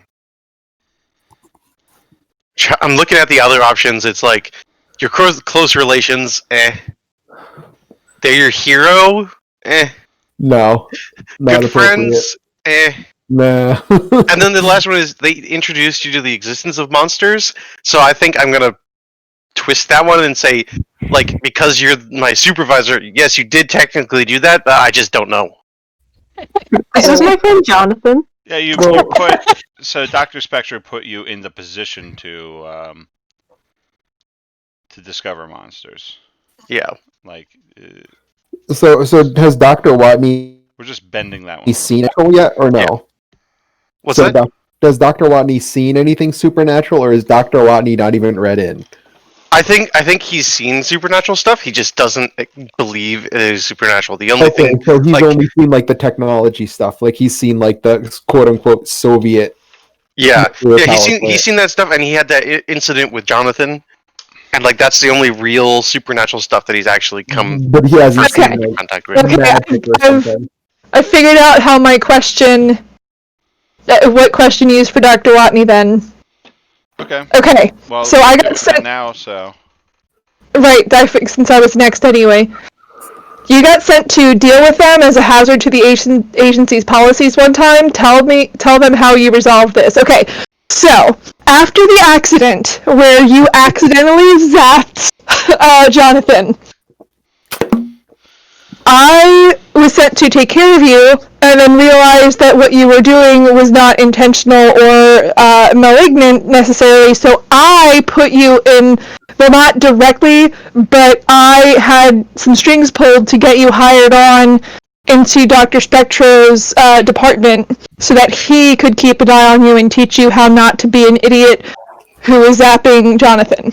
Um, so basically you timelines worked are for the wonky. OSS, but Betty got you. Transferred Betty to got Dr. Spectre to pick you up for his team. right, and you don't know that I did, and we didn't meet until later, but that was basically what I discovered after investigating your incident with Jonathan was, okay, yeah, we're gonna get this guy under some proper supervision. Okay, how about this? Instead of you getting me like pulling the strings and hiring me, maybe instead of maybe you clue Doctor Spectre in to what's going on behind the scenes with my guy, because the timeline is like Doctor Spectre is my supervisor already before I like when I get there because of the last question I did. Um, so maybe you like you tell your agency everything's good. I've got a guy on it. And now Doctor Spectro takes more notice of me and like is Gotcha. So you were just some side guy in the department. You were the new guy. You Yeah, were you being put him kept in on the Dr. dark. Spectre's watch And list. the agency got tipped off to you, assigned you to me, and I went back to the agency saying, he's actually under Dr. Spectro's supervision. I just let the doc know that what his dude was playing with, and he will take care of it. And now the agency is like, okay, cool, it's resolved. yeah. Okay. Okay. Okay. So yeah. All right, that makes sense. Rosie. I think my last one is Dr. Watney, and I think this kind of goes with his whole crush thing, which is I'm like twisted, like the whole they are unfazed by your displays of power. Yeah. Like people around him are like, yeah, that girl's like a fucking witch, and you're just like, she's a great dame, isn't she? Yeah. She's really She's really swell.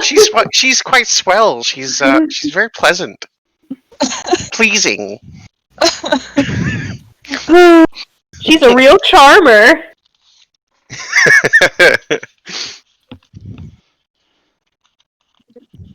All right, that sounds good to me. Stack. I don't have anything else in the history that would work for Dr. Watney in the book, so we got to come up with something. Okay, what do you have left? What are I'm just curious what the questions are. You're not romantic One interest. relation, mentor from another life, on again, off again love interest, or a comrade in arms. Well, maybe I think the incident with Jonathan could qualify under the comrade under arms. It wasn't intentional, and it was like a complete accident. So maybe But- it's more of a shameful secret. Like, Okay. You both of you did something dumb in that instance, and now you're both kind of like you have this shameful fucking thing in your past. So now it's like Oh, that's the guy who knows I accidentally almost killed somebody. And hey, that's the guy who saw me stab a fucking Frankenstein. Works for me. Works for me too. Okay. Yeah, we could just modify that one a little bit. Take it. All right. Dr. Spectro. Who haven't I done one for? I know you've done one for me. Has Rosie done one for you? Yeah, I think I jumped your turn and I did one for Rose. Or no, I actually need to do Rosie because Yeah, it was it was your suggestion. You suggested it and I jumped on it. So.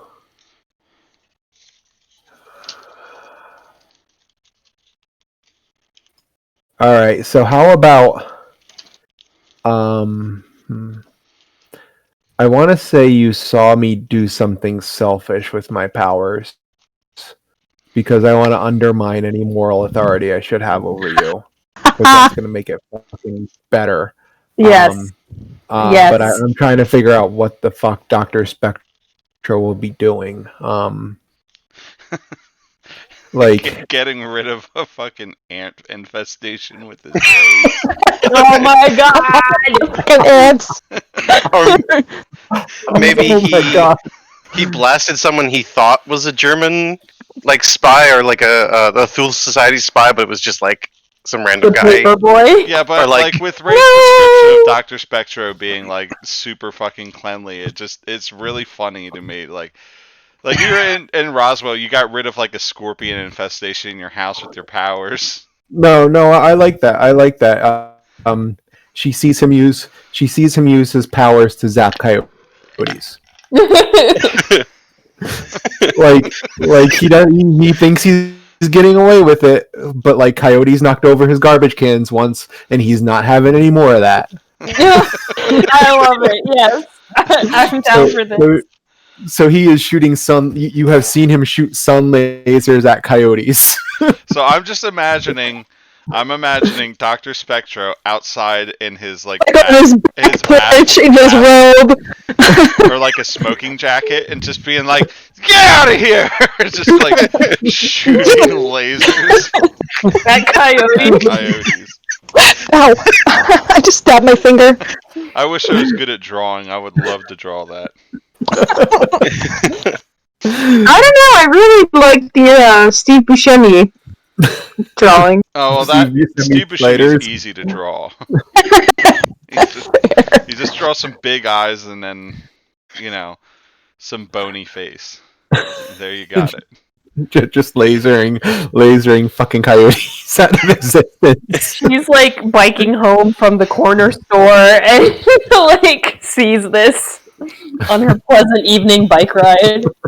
Maybe oh you my just see God. some like flashes in the sky, and like most people just ignore it, and you're like, I want to see what that is. And Yeah. it's just him in the back in a bathrobe shooting coyotes. Shooting coyotes. Yeah, that's perfect. She holds him in no regard of authority now. Yes. Like, this man has such great power and he's wasting it on coyotes.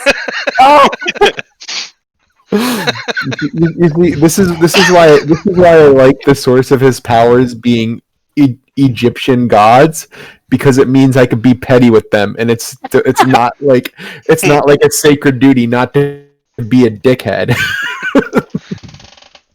that's great. I Like, love that. I just gotta blast a zombie every now and then. Otherwise, they're pretty okay with me just Oh, fucking and the around. reverse is like Dr. Spectro is fucking scared of Rosie. Yeah, I Yeah. love it. She knows. Oh no. All right, we got one more, Jonathan. Alright, Dr. Watney, Yeah. am I A. romantically obsessed with you? B. a Yes. distant ancestor of yours? Or Also C. Are you? Fuck, I think it's the only two I have left, actually. Sarah, how would you feel about playing romantically obsessed with my character, but my character is both 1950s straight and completely oblivious. Yeah, I mean, Jonathan is ancient, so like I feel like homosexuality is probably different back in his day. Like, what do you mean? What is a Jesus? How Wait, this ancient is ancient? No, like Jonathan knows what Jesus is, but like I take him to a modern church and he's just like, what the fuck? What the fuck? What the fuck? Well, Protestants probably freak you the fuck out. Yeah. Not gonna lie, like you were probably buried like sometime before the Protestant Revolution. So like even the idea that there's not just the Catholic Church is like, what the fuck? What There's is more of them. But yeah, so if you're not cool, if you're not feeling like super No, down I'm with cool that, with it. okay. I think I could. I'll play it up. We'll find out. I'm excited to see how this goes. One day we're gonna have a campaign where everybody's romantically involved and or interested in somebody else. It's gonna be hella awkward. That's our next campaign because we already did the family. That's Everyone's gonna be, related that's gonna somehow. be the '60s campaign. That's the Yeah, I might opt out of that one just because I do a 2060s really campaign. We're not bad doing job at pretending to flirt or flirting on purpose. Even I just Yeah. can't. Everybody I thought was Jonathan. kidding. Everyone is romantic. Everybody It will fucking be. relax. Do you remember when Volo had to flirt with Cam's character? Yes, and then he died. That was awkward as fuck. It wasn't as awkward as Tim's character having sex with every animal we saw. No. What? Yeah, Tim's, Oh, Tim's no. a little weird. So like, Dr. Watney and Stack are like, oh god, Jonathan's gonna kill us. We just stabbed him and like fried him like a microwave. Jonathan's just like, wow, Wow. Beautiful, powerful man. have to buy him a new suit. Are you okay? Oh god. Wait, you know how much that cost? All right. Dr. Spectre has to stop Jonathan from like trying to eat his clothes every once in a while out of habit. I feel like he's sewed like a cloth chew for him. Or maybe maybe Jonathan wears one of those like frilly leather jackets and just eats the like frills like jerky. No. He hangs around. He hangs around with Dr. Spectro way too much. He can't look like shit around Dr. Spectro's house. Not allowed. You have He's to- got to look nice while he trims the He has to be begonias. presentable. He Like eats Dr. his Spectro ties a probably lot. spends a lot of money on getting nice clothes for Jonathan. He just goes through ties. No, but this constantly, is 'cause like he just- works for the government in the 1950s. He just expenses that shit. That's true. Jonathan goes to a thrift store and has a fucking day. It's like a buffet. Why is he eating his clothes? That's part of the lore. I'm reading They it right eat now. their They have to dead eat their crowds. clothings. That's weird. Yeah, no, it's a Germanic And apparently monster. they're loud about it. So like nom nom Nom nom nom nom. All right. So we're gonna start. Could we take a 5-minute bio break before Yeah, we let's officially do that. start? Let's take a 5-minute break. Okay, I'll Thank be right back then. you. Cool. That would be perfect. Yep. 5-minute break and then we'll start.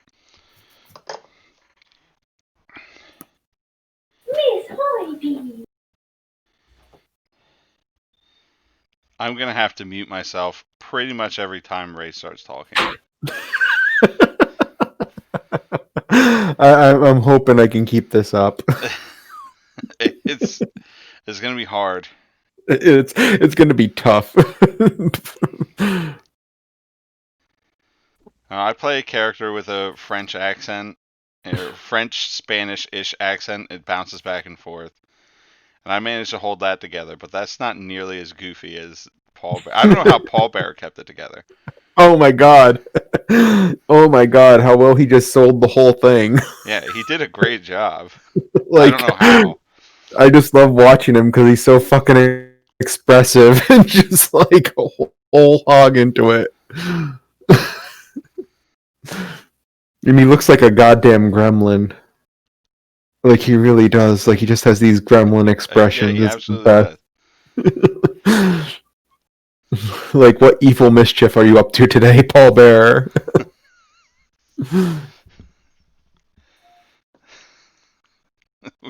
Does he carry an urn around? He does, doesn't he? It's like an Egyptian fucking urn, doesn't he? No, Canoptic jar. I didn't think of that. It's the holy object is an amulet. It would be funny if it was a canoptic jar and you just carried a canoptic jar around with you. A canoptic jar. Right, I cannot fucking wait until it's a scene with just you and me talking to each other. Like, even if it's just shooting the shit, it's just gonna be fucking great with our voices.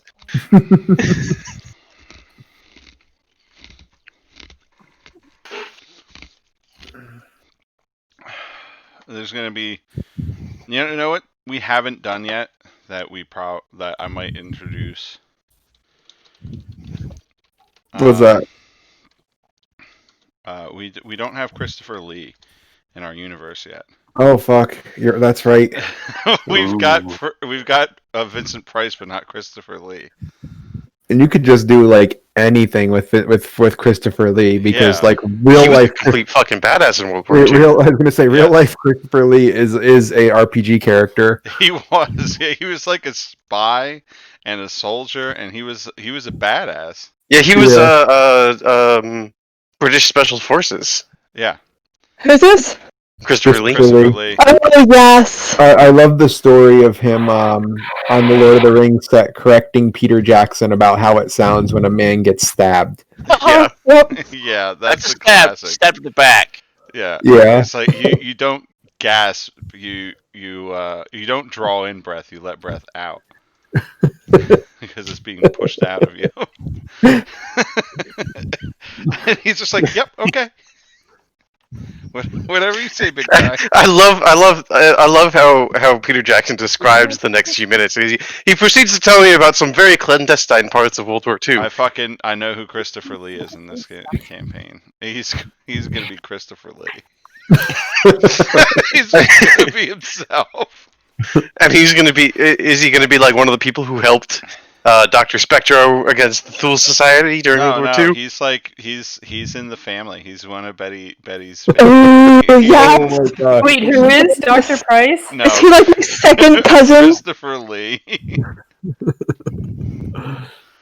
Yeah, he might be like your second cousin or something. I love it. Lives I in love it. England. Beautiful. Carly, are you holding one of your Could guinea he pigs? be my I godfather? am. Oh my god, yes. I can hear you kissing. He should be her godfather. Like, since I was born overseas anyway, I was probably... How old Sorry. is Christopher Lee, or what? I don't What year know. was he born? I'm looking it up right now. Yeah, me too. Oh. Fine, I will mute myself while I kiss my guinea pig. It's Fritz, isn't it? Because Heidi wouldn't let you kiss her that long. No, it's Miss Heidi. Oh. Because I picked her up. 1922. So she has nowhere to go. Swoopy. So if you were Hey, no, because I... let's see. Yeah, he would have been... He couldn't have been my godfather then. He'd have been too young when I was born.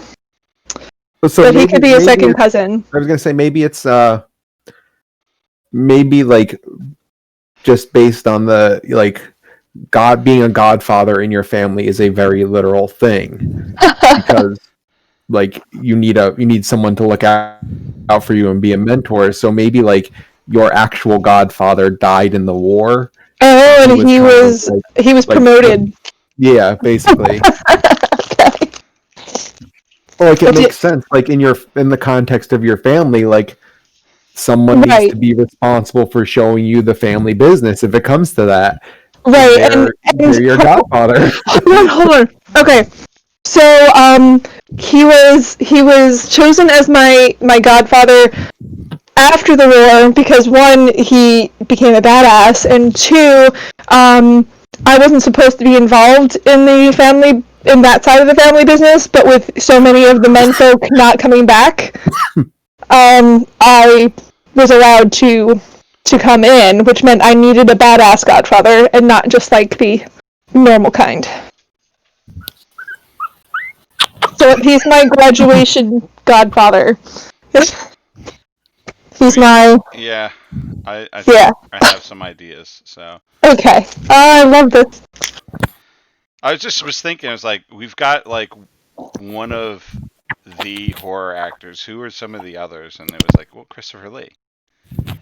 Christopher fucking Lee.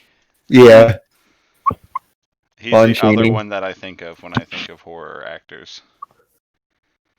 Also, he's the most killed person in Hollywood. He has more on-screen deaths than anybody else. Even Even Sean Sean? Bean? Yeah, Sean Bean's in second after Christopher Lee. Where's I Danny love it. Trejo in that list? Probably top 10, yeah. I don't know who's on that. I know that those two are on the list. And basically, Sean Bean was like, "Well, I'm number 2, but by a lot." Christopher Lee was in a lot of fucking movies. All right, are we ready? I'm good. Yeah. I'm good. I'm good. All right. So I think we're gonna start.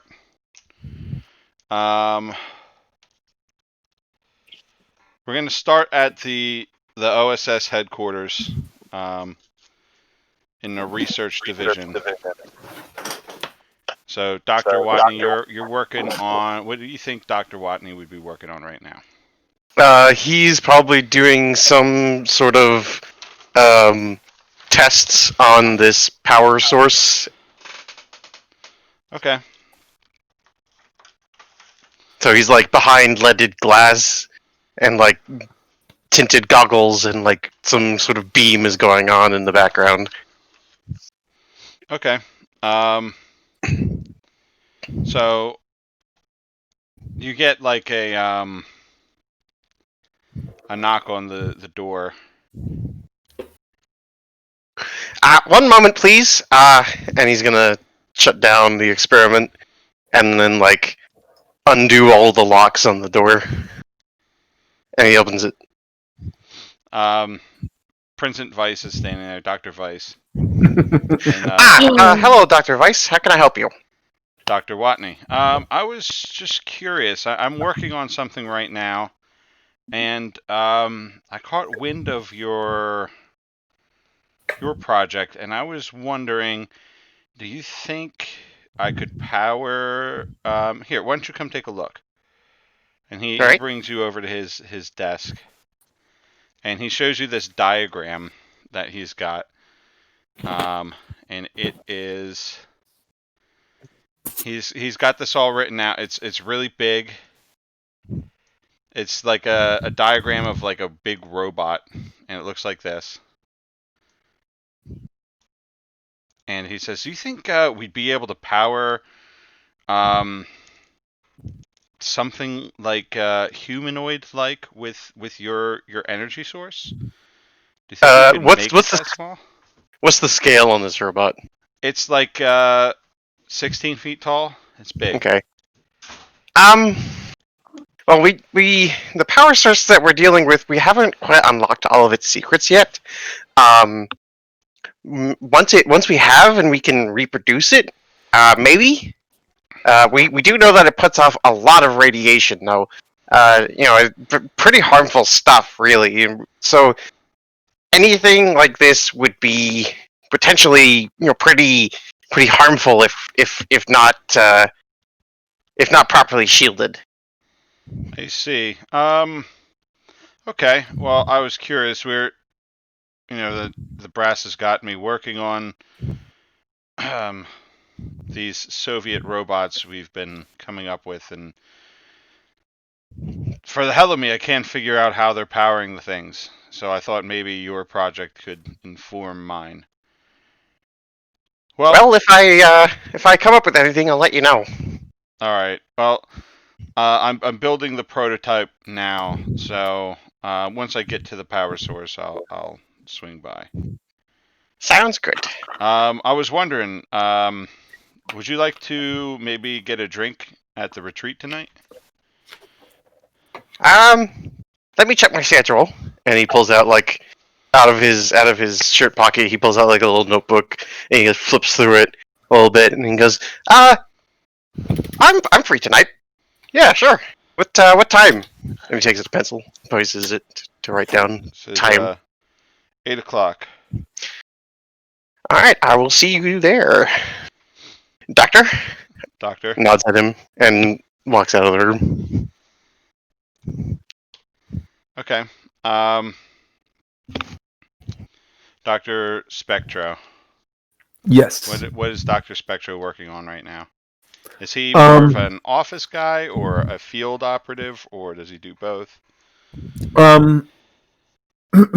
He really tends to only be called in by OSS for field operative stuff. So, like, if this is like, do you need him to be in this building, He or? doesn't have to be. I want to know All what he's right. up So, to. like, he's probably just finishing up half-assing his way through a lecture at the college where he's working as an adjunct. Uh-huh. Okay. So yeah, and that is the outline of 32nd Dynasty funereal rites. Oh my god, I had to mute myself. It's really good. It's gonna take me a second to get used to that voice. All right, so you're working at the college, and then I think somebody, while you're wrapping up this lecture, somebody from OSS, one of the guys in like a suit and sunglasses, he steps in, and he's quietly standing at the back of your class where you can see him. He's waiting for you to wrap up. So Dr. Spectral will, as the students leave, do the usual teacher things, clear off the chalkboard, gather up his papers into his briefcase, and then when the final students are out and the doors closed, he'll wait a couple paces, and then he'll look at the OSS man and say, "What can I do for you, Agent?" Dr. Spectro, one of the scientists in the research division right now is trying to come up with a power source for a Soviet robot that we encountered. We were hoping that you could drop in and maybe help them with this project. Her- Sorry, you cut out, Ray. What? I will do what I can do, though this is not an area of expertise for me. Yeah, see, the thing is, we need somebody to bring the robot in.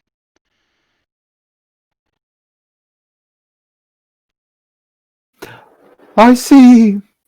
Very well.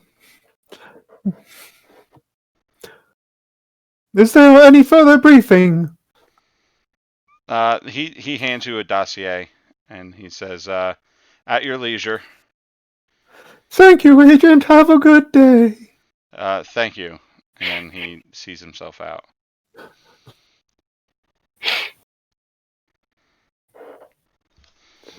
Okay, so Dr. Spectral will take the dossier back to his home, and he'll look at it when he gets home. Okay. All right. What do you think Jonathan's up to? I feel like as a grad student, knowing what my sister had to go through, you might be like going through some tests or whatever from like a exam Dr. Spectre had not too long ago, and is trying to grade them. He has like the bubble sheet, puts it over the piece of paper, looks at it, makes appropriate check marks, puts it to the side. Okay. So you're probably working in the school right now. Yeah. Do you think we could get a scene where Dr. Spectro asks Jonathan to?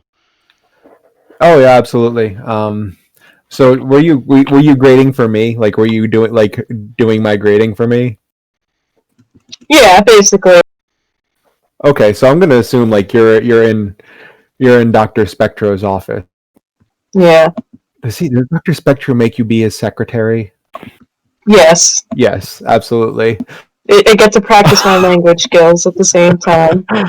And people don't bother him when you are there. This is great. Jonathan, we have work to do. Put the papers away. Come with me. And I just kind of nod solemnly, take the papers, put them to the side, stack them very nicely, slowly stand up like the chair creaking under my weight, and I just kind of look at him expectantly. We'll still have time to reheat some casserole. Come. Alright, and I will follow after him. All right. Is he, like, holding anything? Like a briefcase or, like... He's holding his briefcase, but he's not gonna have you carry it. Nice. He's holding a canopic jar. In my head, he's always holding an urn. He has a model one, and that's where he puts his papers. There's like no actual like. That's where the pens go. Oh And- no! He has stolen real canopic jars. Definitely. Well, I mean, like, He so he cleaned doesn't out. He take. cleaned out a good portion of Oxford's Egyptology department when he was there. I mean, so he doesn't have to take the organs out. He just It would not bother Doctor Spectro. I mean, like they're like thousands of years old. They're powder probably, or little rocks. So, All right. Doctor Spectro is not an ethical person. All right. So what do we think Rosie is doing?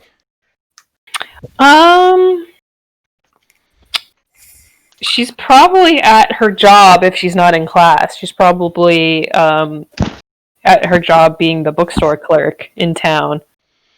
Okay. What time of day is it? I would think it's around like 3 or 4 o'clock in the afternoon. Yeah, she's probably at her job at the bookstore. Okay. What are you're pretty much looking for like ways to get more powerful, right? Yeah. Do you think you have anybody that you know that would stop by and oh, you know what? Do you think Doc Watney would show up at the bookstore and ask Rosie out to the retreat? Oh, my no. god. Oh no, he's not nearly confident enough for that. Do you think Prince and Vice would bully Dr. Watney into asking Rosie out? No, I don't think. Lose. Oh, we lost. Okay, I think. She would probably go with her best friend Artie.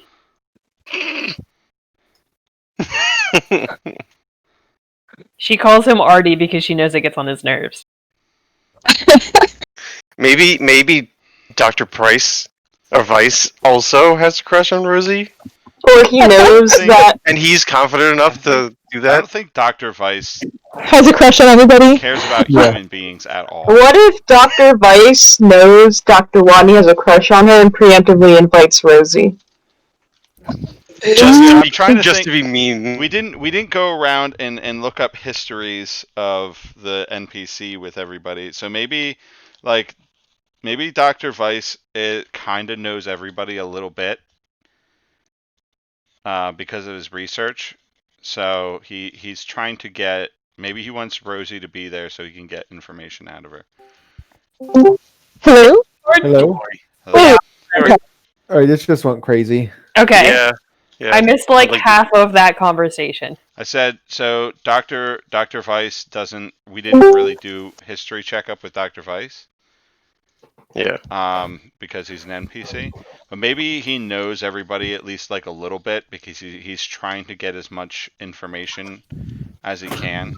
Yeah, If he we know works, that he's basically a lich in the future, so Yeah. he's dabbling in all forms of the supernatural. So maybe he knows Rosie and he just wants to pick her brain. Okay. So I think probably closer to like 5 o'clock, Prince and Vice walks in, and he's a guy you know. Yeah, he's a usual customer. And he says, "Miss Cunningham, Good afternoon. I was wondering if you would like to join me and a few of my friends at the retreat tonight." Oh, that's so nice of you to invite me. Thank you. I was actually planning on already going to the retreat this evening with my friend Arthur, but I would be happy to join you and your compatriots. Are you talking about that street ruffian Stack? Oh, he's a good guy. But yes, I am.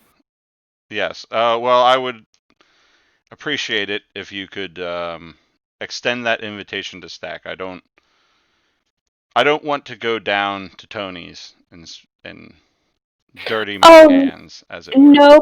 no problem. I will let him know. It's Your book appreciated. order came in, by the way. Oh, good. I don't have any cash on me. Can you put it on my tab? Of course. She messes around with stuff behind the counter and hands him some. I love the idea of it being a trashy romance novel. Yeah, but that's not like Prince and Vice's so not him. stuff. I know. It's probably like an early like Frankenstein novel or something. Okay, yeah, and she hands him a nicely Special wrapped edition signed. little parcel. Like he's into that shit, obviously. So he's like, "Thank you very much. I'll see you tonight. We're meeting around 8." 8 o'clock sounds great. Thank you. All right. What's Artie doing? Probably working. Rather. Working at Tony's. Yeah. Okay. It sounds like you're either fixing cars or making a pizza. Either or. No, she's fixing cars.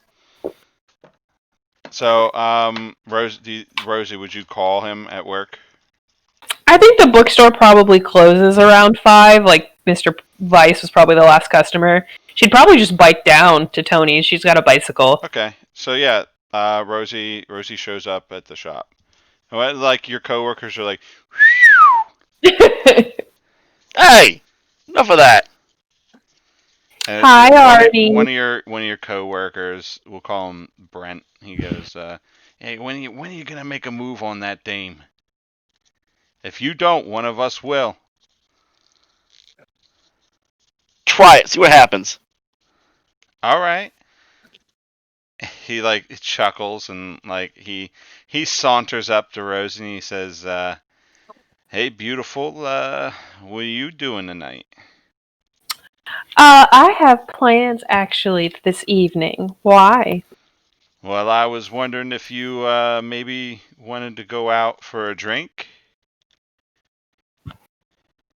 Oh, that's very sweet. But I actually am supposed to meet some friends of mine this evening.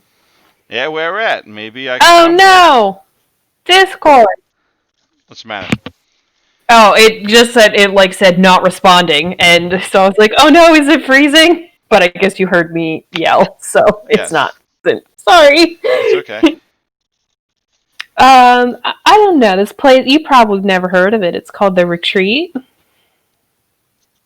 Yeah, I ain't never heard of that. Why don't you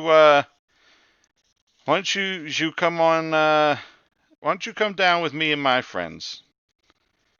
Oh, I don't know if I can this evening. Maybe another night, though.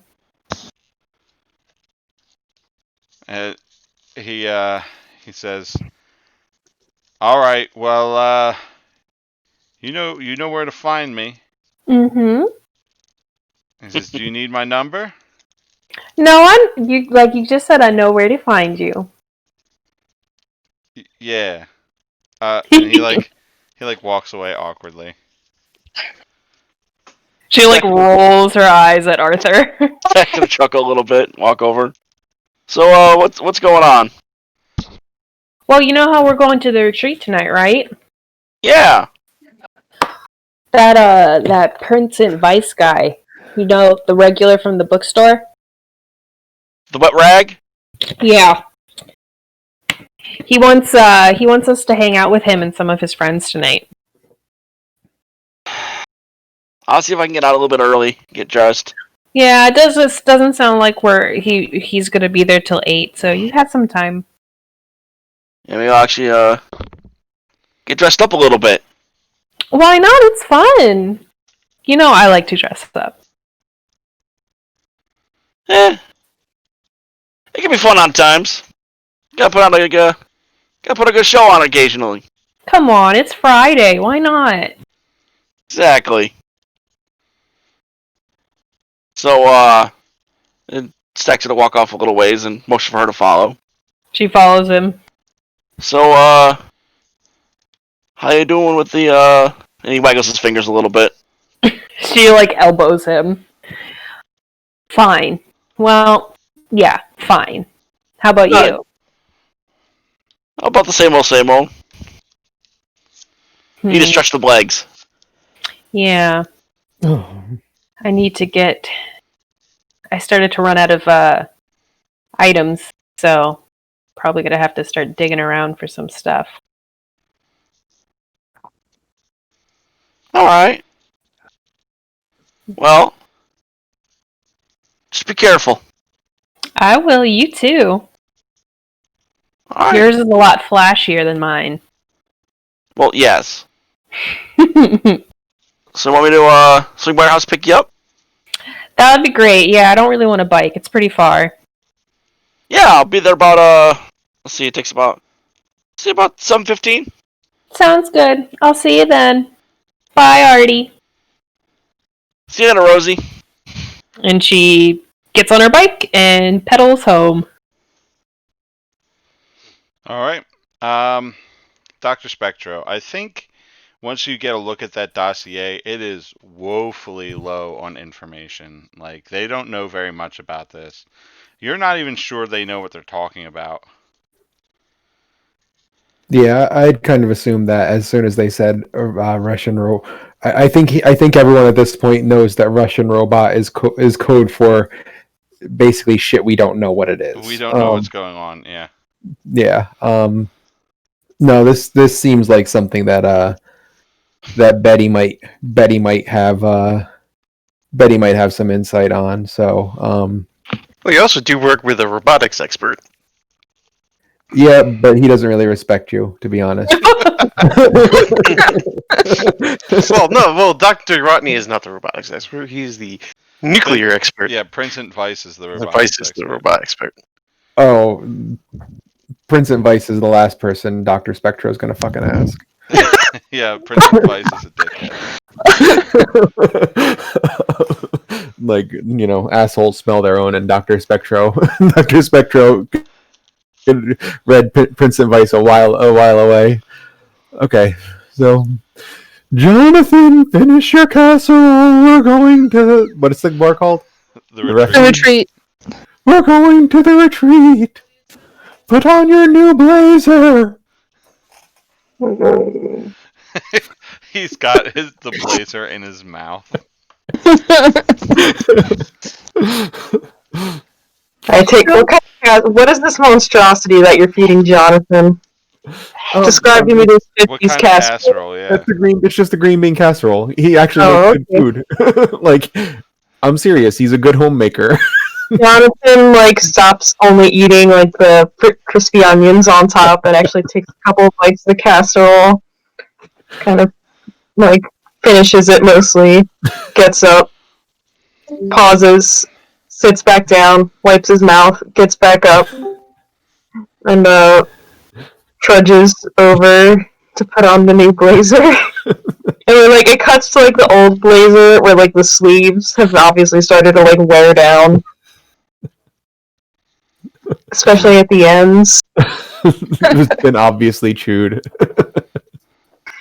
People think that like Dr. Spectra has a puppy or like a cat or something, but no, it's just Jonathan. Oh, Dr. Spectro has so many cats. Yeah, Yeah, well, like, yeah, Well, that yeah. makes a lot of sense.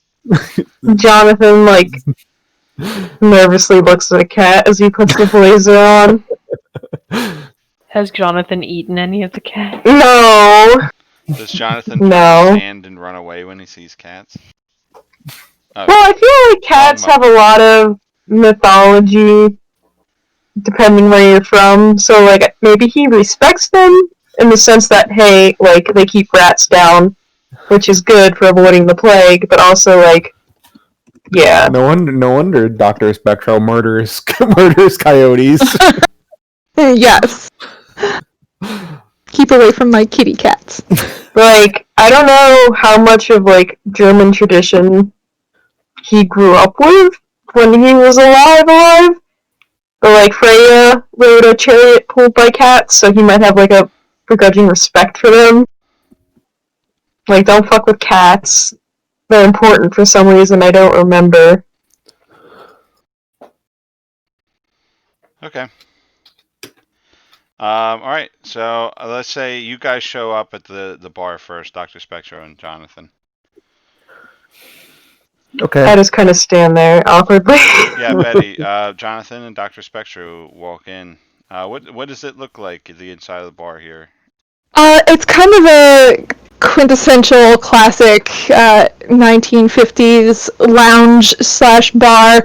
There are some tables in an adjoining room where you can eat, but mostly it's just like bar lounge. There is a small stage. There might be a piano or a singer going on, but right now it's early. There's nothing happening there. There are a few people milling about. At the moment, there's really nothing going on yet. It's still like 8 o'clock is kind of early for the lounge scene. So you'll have people having their after dinner drinks mostly. And Betty would be probably right now leaning up against the bar, having her probably first drink of the night, wearing her classic black cocktail dress and pearls. Okay. Everybody hold on to their seats real quick, because one of your regulars, like this guy's here every night. He's got like a big overgrown beard. He wears like a duster. He's got a cowboy hat. Let me pull up a pic real I thought we said we weren't having this guy. What? I thought we said we weren't having this guy. Which guy? Mr. Dresden. That's not Dresden.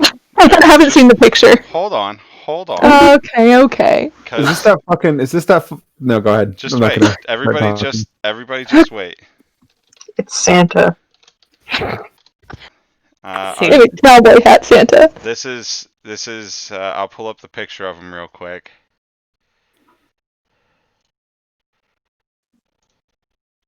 I like to feel that photo I posted in general. It's just kind of how Dr. Spectro and Jonathan exist out in public. Jonathan's just like looking sour, and Dr. Spectro's Dr. Spectro.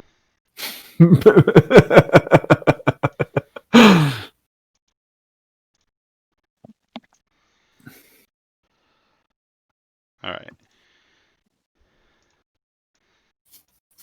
Here, this is what he looks like. Where are you posting it? It's right on the.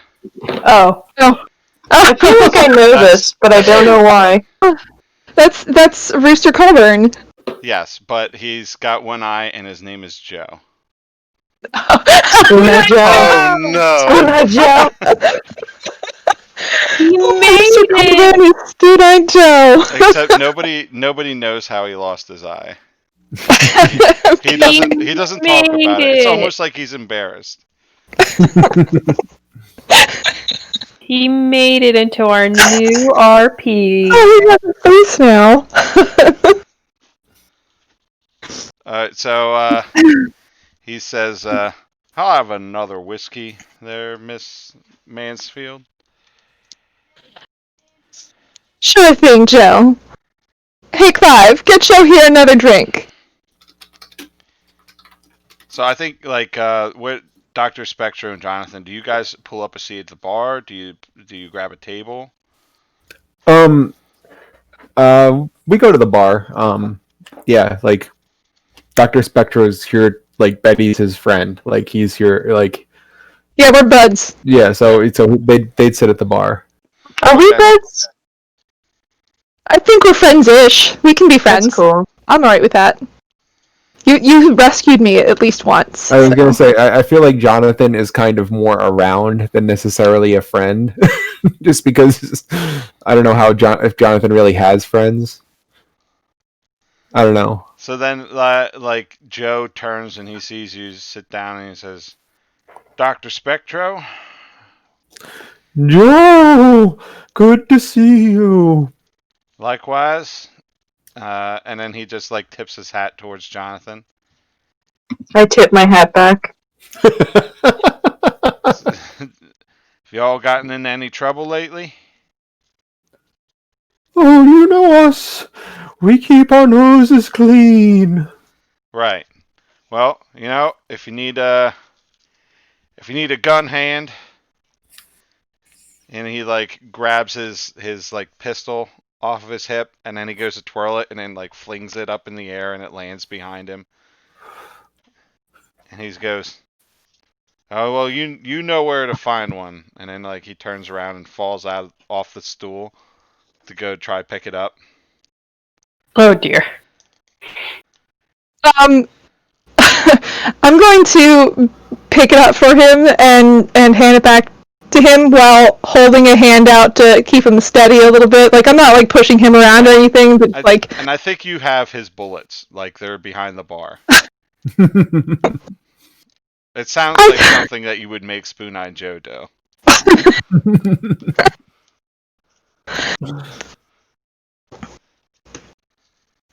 I don't think we're going to be shooting anything today. Why don't we just have that whiskey?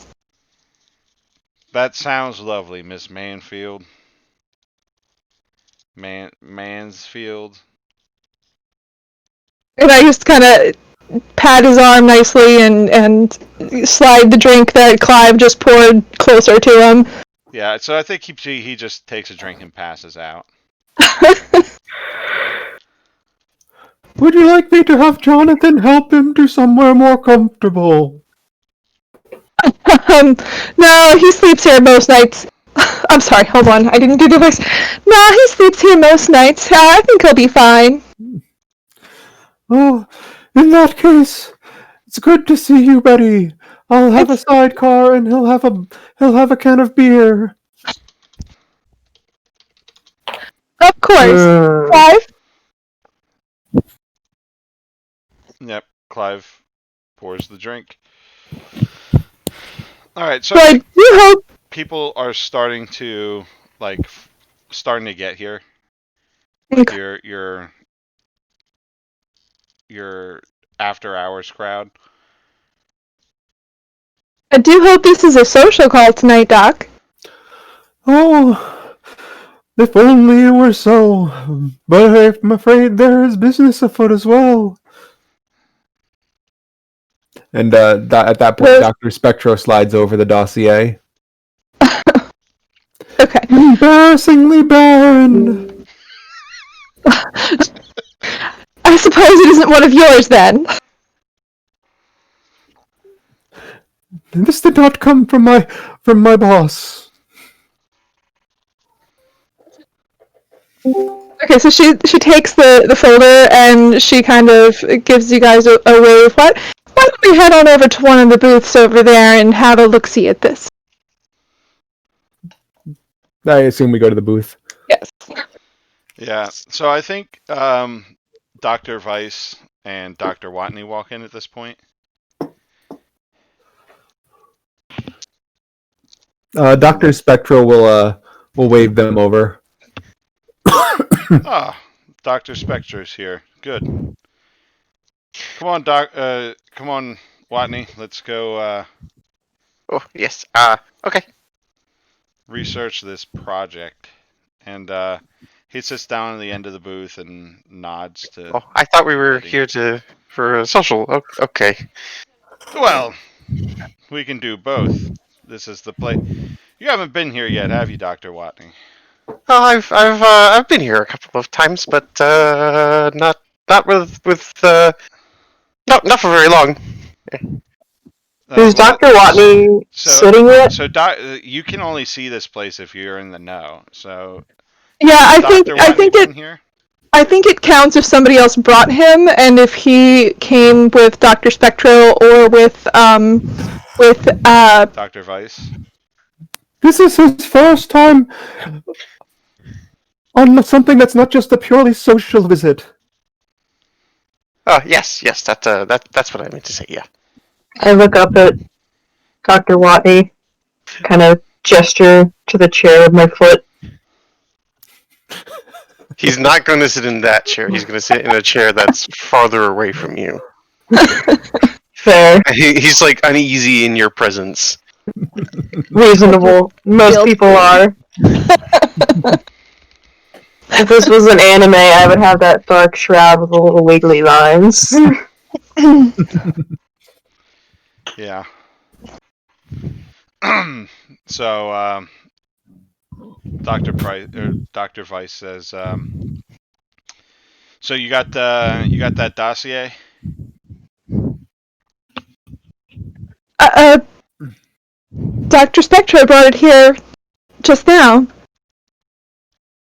I'm sorry, a dossier? What's the dossier about? Do you remember that Soviet robot I was telling you about?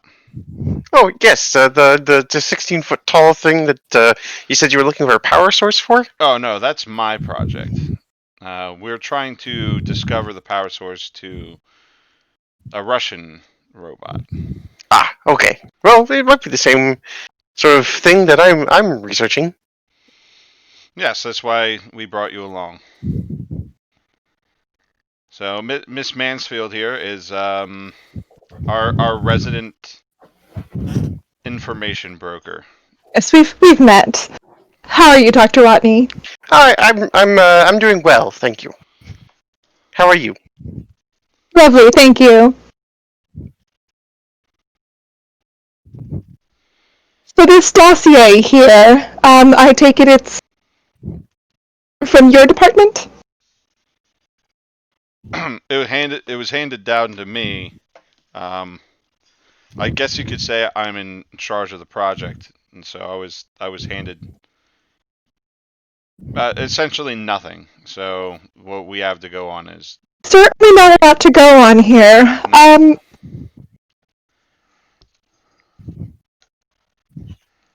I think we can investigate a mystery, though, right?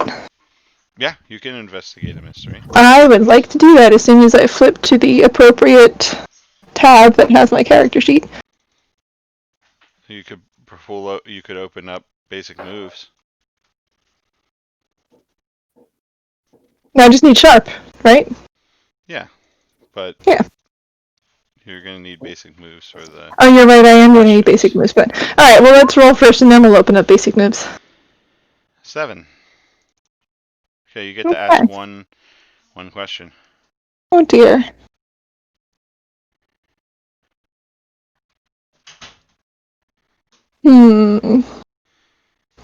I guess where did it go So would be the important question. How are you investigating this? Are you? So I'm looking at the information that's provided and seeing if I can put any clues together as far as cross-referencing some of the rumors you've heard? yeah, things I've heard about, and do any of the names, places, or items listed or mentioned familiar? Can I connect this dot to something I've already heard? So you're asking where did it go? Yes. All right. So I think you've heard a couple of rumors, and they match up with what you're finding in the dossier of a large creature out in the desert. Let me pull up. Oops. I have a map of Roswell pulled up.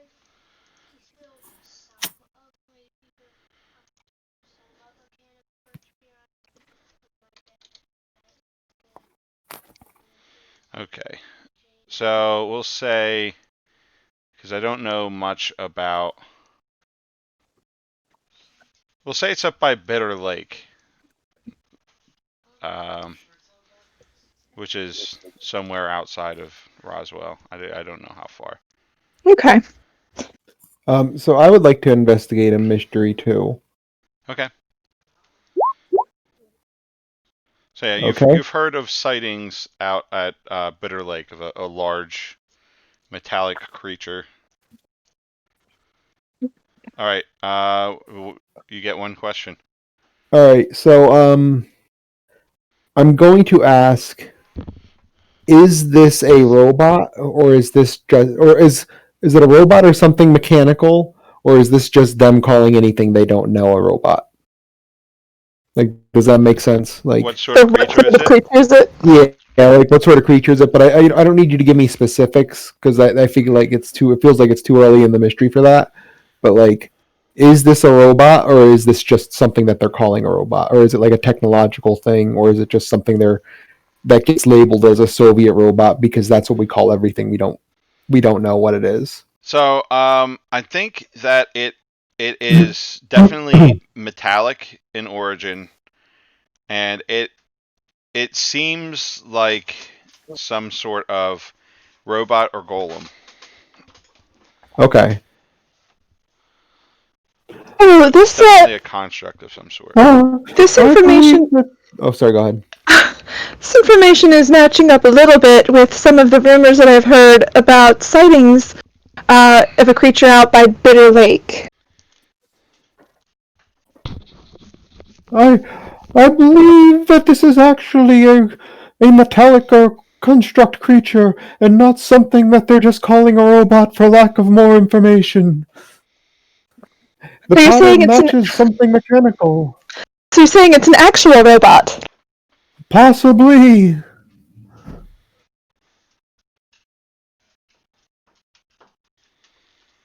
So I think at this point in the conversation is probably when Rosie and Stack walk in. Um, Dr. Weiss sees the both of you and he waves you over. And he says, "I hope you don't mind. I brought these youngsters in on the. And he's not much older than the two of you, so he's being a dick. I brought these youngsters in on the investigation as well. I don't know if you're acquainted. The two of them are pretty. I think Dr. Watney looks up Competent. from the dossier. I think he's like, "Oh, not at all. It's fine." And then he looks up from the dossier and sees that it's Rosie and goes, "Oh, okay, yes, yes, I know. What's her last name? What's Rosie's last name? Cunningham.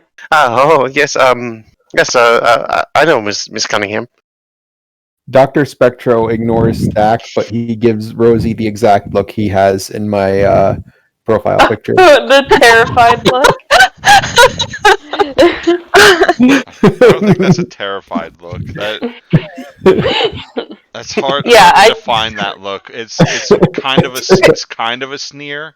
And kind of I think expectation and kind of something else. she's definitely like dressed up for the evening. Like she's got on like a pair of like low high heels and like a emerald green dress that kind of flares out at the waist and like goes down to her knee because she like she bullied Arthur into dressing up, so she's like, "Oh, I'll dress up too." But she smiles politely and makes her way over with Arthur.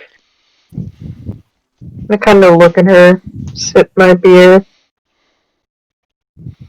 Miss Cunningham, Mr. Moreno, please have a seat. Good evening, everyone. Oh, good evening, Miss Cunningham. And pleasure to see you. Good Pleasure to see you as evening. well. I tip my hat towards Stack.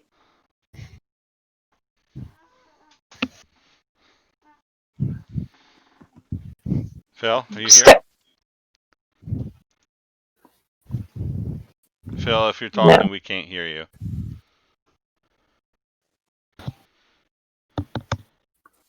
I hear you tapping on your mic. I think that's what Hello? you're doing. There you Yep, go. there you There you go. go. Hear you. I tip my hat towards you, Stack. Stack nods politely.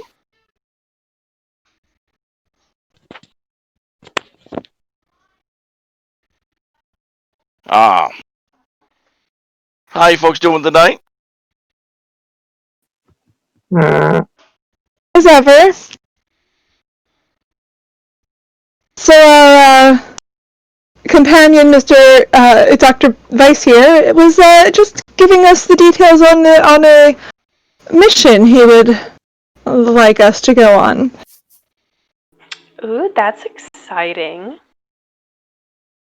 And from their appearance here, I expect that you've asked them to come along with us. Well, I asked them to come to this meeting. They can decide what they think they can do to help, if they'd like to. I see. I mean, depends what you got in mind. Well, Well, if it's about books, I mean, hopefully I can help. it's not about books. Mhm. It's about investigating some sightings. Of what? Sightings. Officially, of a Soviet robot. I'm in. Well, it's of course that's what it is.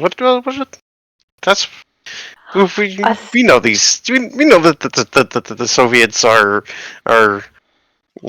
encroaching in on our territory and being awful as the Soviets do. Bless your heart, Watney. Stack's gonna fucking hook a thumb at Wagwani. He's like, is the nerd okay? Dr. Dr. Watney is just fine, I'm sure. Take umbrage at the moniker. We'd be bringing you on as government contractors, and you'd be paid as such, if that's all right. Ooh, Oh hell, I ain't never paid a government contractor before.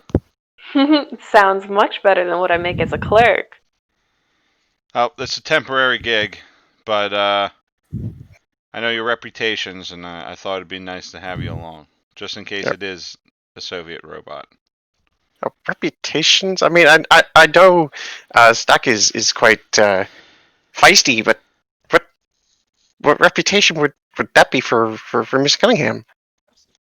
Miss Cunningham is an excellent researcher. She's very learned, and Stack is a mechanic.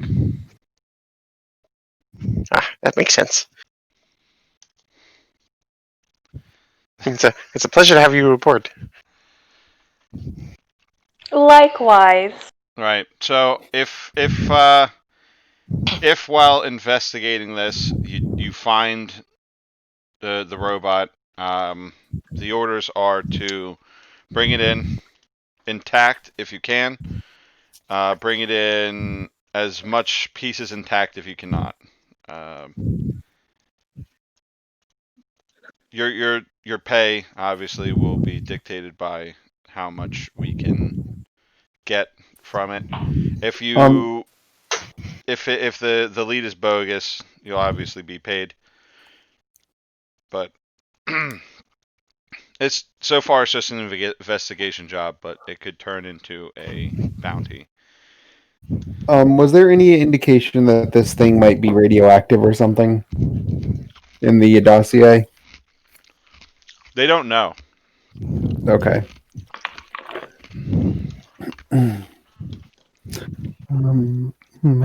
How aware would I be of radiation as a threat? You know what? I have a feeling. Well, you're my supervisor. And Dr. Watney knows all about radiation right now, so Okay, so Dr. he was just Watney talking would about be. Yeah. Okay, yeah. So, Dr. Watney, Have you any protective gear we should bring with us? Not on me. I mean, if we're talking about radiation, I've got a Geiger counter in the car, but nothing that would protect us from that. I mean, we need like lead-lined clothes. Now, if the Geiger counter starts to spike, then you just come back and we'll get you a hazmat suit.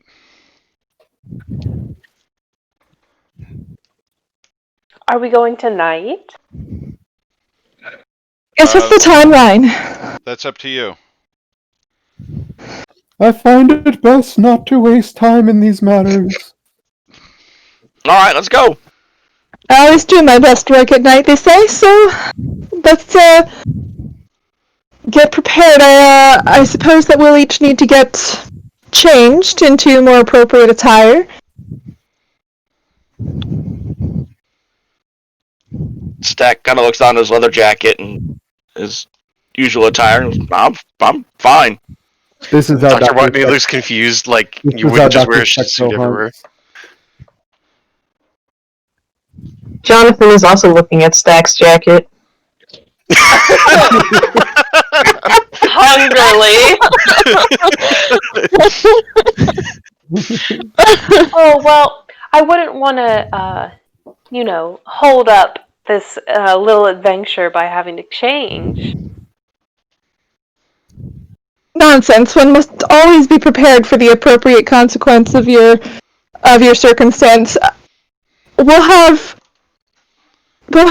Dr. Oh wait, you. Artie, would you mind hardly driving me back to my place so I could put on something not so dressy? Yeah, sure, why not? And we will depart in an hour. Sounds great. Not to put the pedal to the metal to get back here in time, but Oh, I I'll be all of 5 minutes, I promise. Oh, and by the way, I will not be joining you. You haven't yet. I didn't assume you would. I've got some work to do back at the lab. I look at Dr. Spectro. I kind of gesture to my nice new jacket. Quirk an eyebrow. Wait, you're gesturing at the jacket that you're wearing? Yeah, like, am I fighting in this, or are we going home? Assume that Dr. Spectro and Jonathan just wear whatever they're wearing. I was actually going to say, does Jonathan have something he prefers to fight in? Probably the coat he was wearing earlier. Okay, The old leather one. Dr. Spectro will say, "It's in the trunk. Here are the keys." I'm guessing Stack and Rosie have left at this point because they're the only ones that actually have to leave. Yeah. If you want to have a scene, you guys can have a scene. Or do you just want to? No. You just want to fast forward to? Fast forwarding's fine by me. Okay. Yeah, I'm fine with us showing back up. Does anybody, so anybody want a scene? No, just Betty will excuse herself and go upstairs and come back down in a very crisp black suit. Very G-man looking, except for a lady, but definitely with pants and not a skirt, because that's just silliness. I nod approvingly. Dr. Spectro is going to go in the trunk after Jonathan's done, and he's just going to, he opens up a little kit and he kind of anoints the amulet with oil. Burns a little cone of incense, does some small rituals, makes some hand gestures. He's doing it in the corner of the parking lot, so it's it's out of the way, so he's not drawing attention. But Jonathan's probably seen. Honestly, everyone here except for Dr. Watney has probably seen this before. You know what? I forgot. We forgot to highlight. That's okay. Oh no! Let's do it real quick right now. Okay. So, Dr. Watney, who do you think is the closest to you? Probably Dr. Spectro. Sharp. Okay. All right. Hold on 1 second.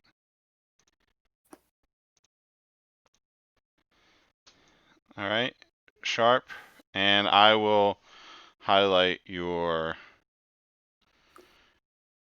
I'll highlight your charm. Okay.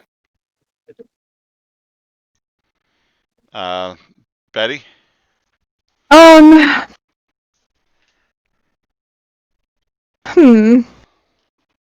It would probably be Dr. Spectro. Tough. Okay? I'll highlight your cool. Betty. Wait, just. Can you hear me? Yeah. Okay. Oh, do you mean Rosie? Yeah, I meant Rosie. Sorry. Stack. All right, I'm gonna go with the easy one. Let me see that weird. Oh yeah. I will go with your sharp. Okay. Stack. Does that mean we retroactively get points if we've used? Yes. So, okay. Stack's just gonna say Rosie. Okay. Pardon Let's me. go with your tough. I'll go with your weird.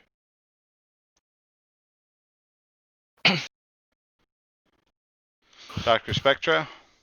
I'm gonna say Jonathan. Hell yeah. I'm gonna highlight your weird. Okay. I will highlight your charm because I really just want to see Dr. Spectro charm somebody. He's already charming all of us. Jonathan. Dr. Spectro? Yeah, obviously. You're tough. Okay. I will highlight your weird. Yay. Okay. Just in case anybody is watching, in this game, you get experience by rolling your highlighted abilities, and or by rolling lower than 7. Rolling a 1 through 6 gets you experience as well. And you get double experience if you roll. You're highlighted and you fail. So we were supposed to do it at the beginning of the session. I forgot. So we're doing it now. Okay. Very good. So you guys are heading out to Bitter Lake. Mm-hmm. All right. Let's see if I can bring up. Yeah, I think Rosie is just now wearing whatever she was wearing earlier, like her knee-length skirt or blouse and her cardigan, what she wears to her job. Okay. Um,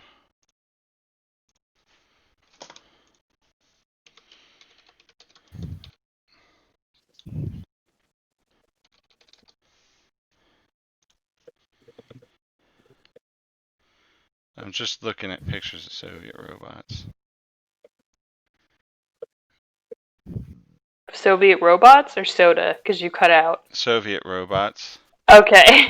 I'm sure there were fun ones designed for like horror movies in the 50s and I'm 60s. absolutely sure that that has happened. I'm just trying to find them or something. Oh, wow. I found some pretty terrible robots. There's a Soviet bear robot. Of course there is. Oh, post that shit. All right.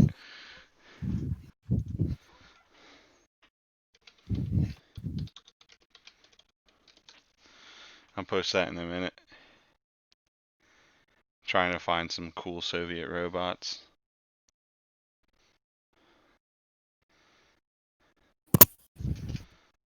So most of them look pretty similar. Like the ones that aren't like modern interpretations of Soviet robots.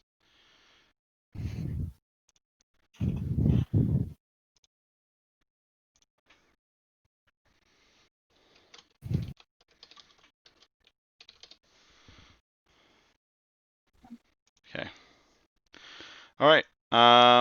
Let me post that picture of the bear real quick.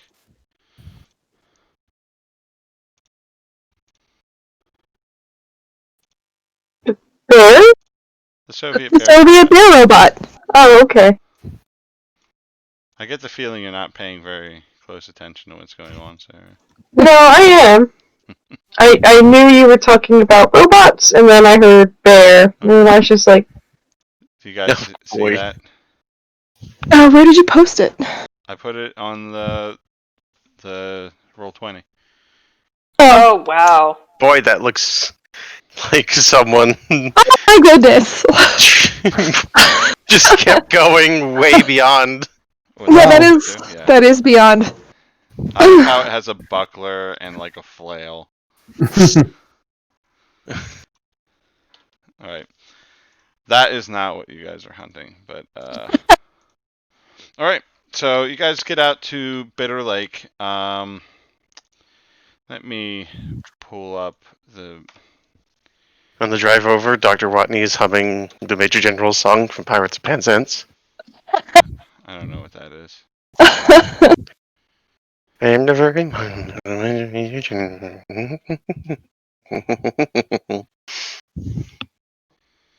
Alright, so Bitter Lake is pretty fucking cool looking. So I'll just post this so you guys can look at it yourselves.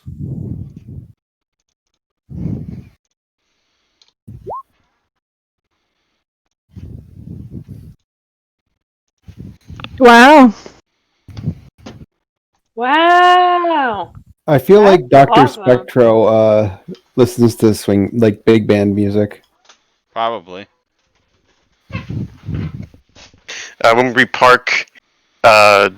Watney goes in his glove compartment, pulls out a multi-tool, a Geiger counter, and like a little tiny handgun. And if Oh anybody yeah, knows, Betty brought along a satchel with stuff in it and a sniper rifle on her shoulder, which would I guess be on her lap for the car ride.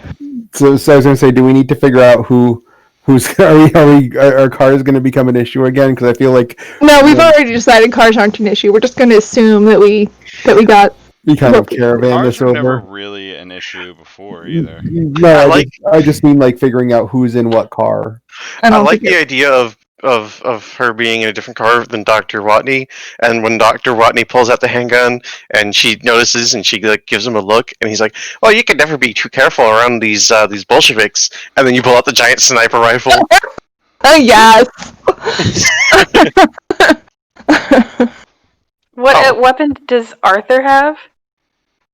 Arthur has a switchblade and a wrench. Okay, so we're rocking the small, easily concealed weapons because I have a what is it called? It's like a specific type of knife. It's like a specific type of sacrificial knife. Anathema. Athame? Yeah, I have an athame and a very small revolver.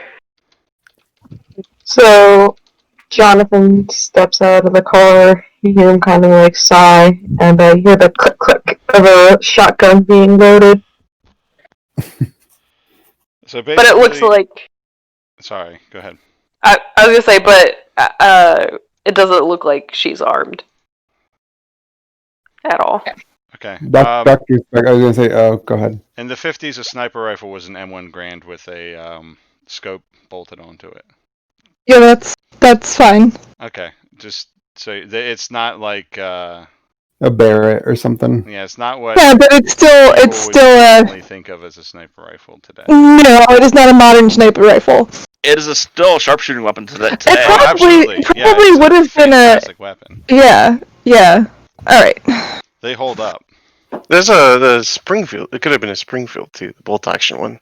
Well, yeah, it could be. It could also be a Springfield bolt action, but I would go with whatever M1 people Grand is of Springfield. I would go with it's whatever people of means use for hunting long distance prey type stuff. Oh, Like duck hunting gun or that's like a Nitro Express, So like an elephant gun. yeah, you're thinking of elephant gun. well, no, God. because that's a heavier round. I'm talking just anyway. I just like the idea of Dr. Watney having this little tiny handgun. Like I posted a picture of it in the Discord. I will say, Sniper rifle. an M1 Grand will kill most animals in North America. Yeah. Like, maybe a bison or a moose might. No, I mean I've seen them in action. I know what we're looking at. Like, that's a heavy ass round. 30-06. Yeah. I love it. Perfect. Good enough for a 4-harm. Cool. That's absolutely. Dig it. Dr. Spectro. You could kill all of the Nazis with that gun. We did kill all the Nazis with that that's gun. Right. Yeah. Nice. In addition to his amulet and his also a sacrificial dagger. Hey! Hey! Heyo! I also have a big knife, but it is not a sacrificial dagger.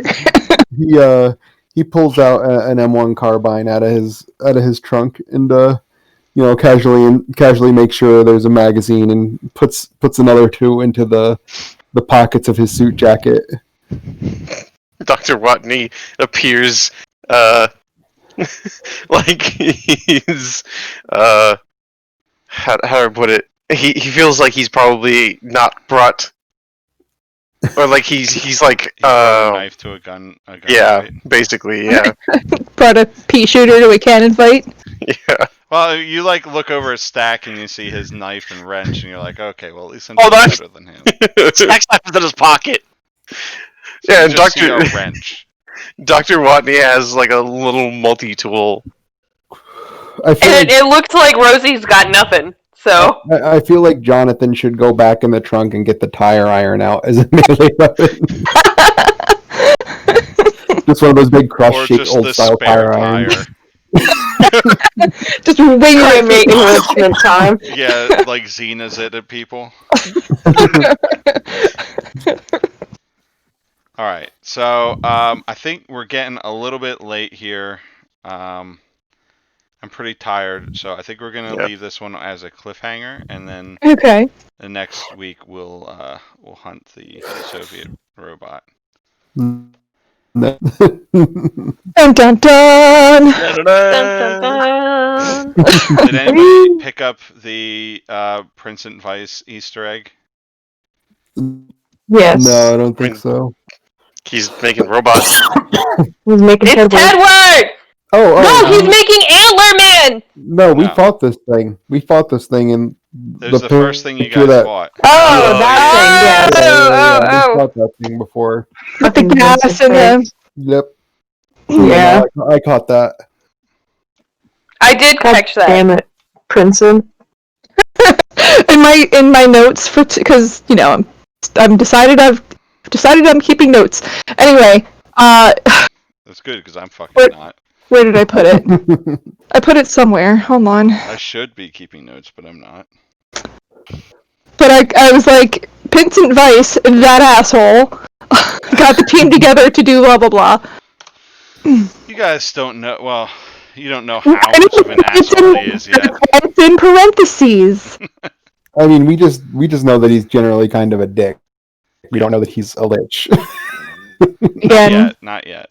That's why it's in parentheses. I feel like that's probably related to why Dr. Spectro isn't alive in the second campaign. Could be. Because I can very much see Dr. Spectro getting into a fight with Vincent Vice because Dr. Spectro would also like to become a lich. Oh my god. Oh no. What if Dr. Spectro had something to do with sicking the fucking skunk apes on him? Yes. Yes. Excellent, but also terrible. Go watch Question. skunk apes! What if Dr. Spectro is Antler Man? No. Oh! No. If anybody, that'd be fucking Jonathan. Yeah. No. Antler Guy is. I've got plans for Antler Guy. Don't worry. Antler guy is antler guy. No, Dr. Spectro, I imagine he got destroyed in a wizard battle with Vincent Vice. Maybe. Yeah. Maybe that'll be like the season finale. That would be a way to go. Ray's characters will just always die. It wouldn't have to, like, it could be like 20 years in the future, because, like, He just decides to stop while he's ahead. Crimson Vice backs him the fuck down.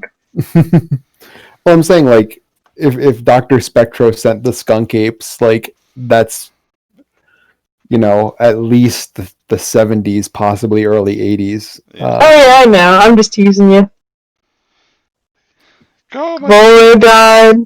It's This guy died. Well, he's got the sun powers, and they don't like bright lights, so maybe he just like strobe lighted them at him. It's definitely going to take me a few sessions to get used to the Dr. Oh my Spectro God, voice yeah. without laughing. Yeah, I had to keep muting myself because I was fucking cackling. I did not mean. Ray's doing a really accurate portrayal of Paul Bearer, Yep. too. Yep. This is I like did- what he sounds like. Wow.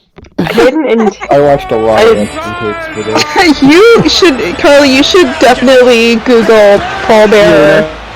I'll give you the video. Once I we sent started Sarah together, because this captures our it chemistry perfectly. was perfect. It's fucking amazing, and it's like I 20 love minutes this long King because he Paul did Bearer. this gimmick for like 15 years. Yeah. I didn't intend for like him to become a moth, but then I liked the joke, so now I'm gonna run with it. Secrets of the dark side, and what you learned. Here, if you've never seen it, tried this to is. use Or if you have and you're feeling nostalgic. your game. Oh yeah, that's the thing. Now the running's over. Now 3 weeks. And just the best part is the facial expressions. Oh my God! I get it. Paul Bearer. Okay, I get it now. I thought that his name was literally Paul Bearer. Like that was his name, not like he's a Paul Bearer. Okay. I was very proud of myself for creating the name Jonathan Doe.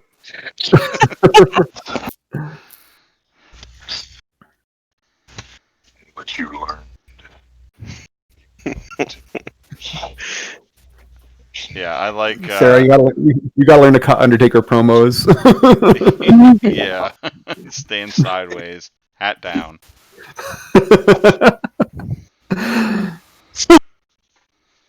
No, I didn't know for the longest time that that the Undertaker was a redhead Yeah, because his hair it's was weird. so greasy and dark. So wait, this man is a wrestler? No, he's the No, manager. Paul Bearer is a promoter. Oh, for the Undertaker guy? Yeah. Yes.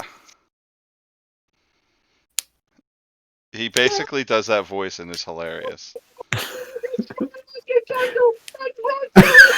I just love hearing it in the background. It's so fucking great. Yeah, it's really good. Was that guy actually the Undertaker's promoter, or was it like? No, he was a character, Yeah, it's a character.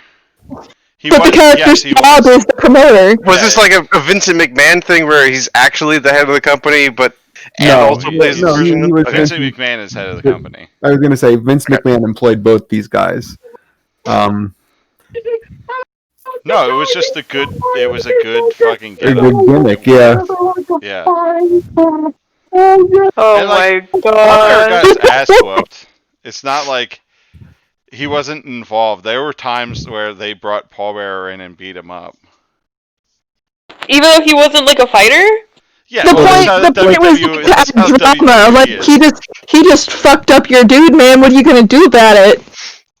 Yeah, like the role of a manager in professional wrestling is to fuck with the other wrestler. So like he would help the Undertaker cheat and stuff. Like he'd bring out the chairs and stuff from under the ring and scoot him out there. Boot people with the urn. Because he carried the fucking urn. Boop people with the I just like that Boop is the name for that now. Like the last 10 years have culminated in Boop is like the way we describe attacking people on the head with stuff. I'm so happy. Well, it goes anywhere from like attacking somebody on the head to just gently touching them on the nose. Yep. I'm going to end the stream now. But we can hang out and talk still if you want. All right. Alright. That's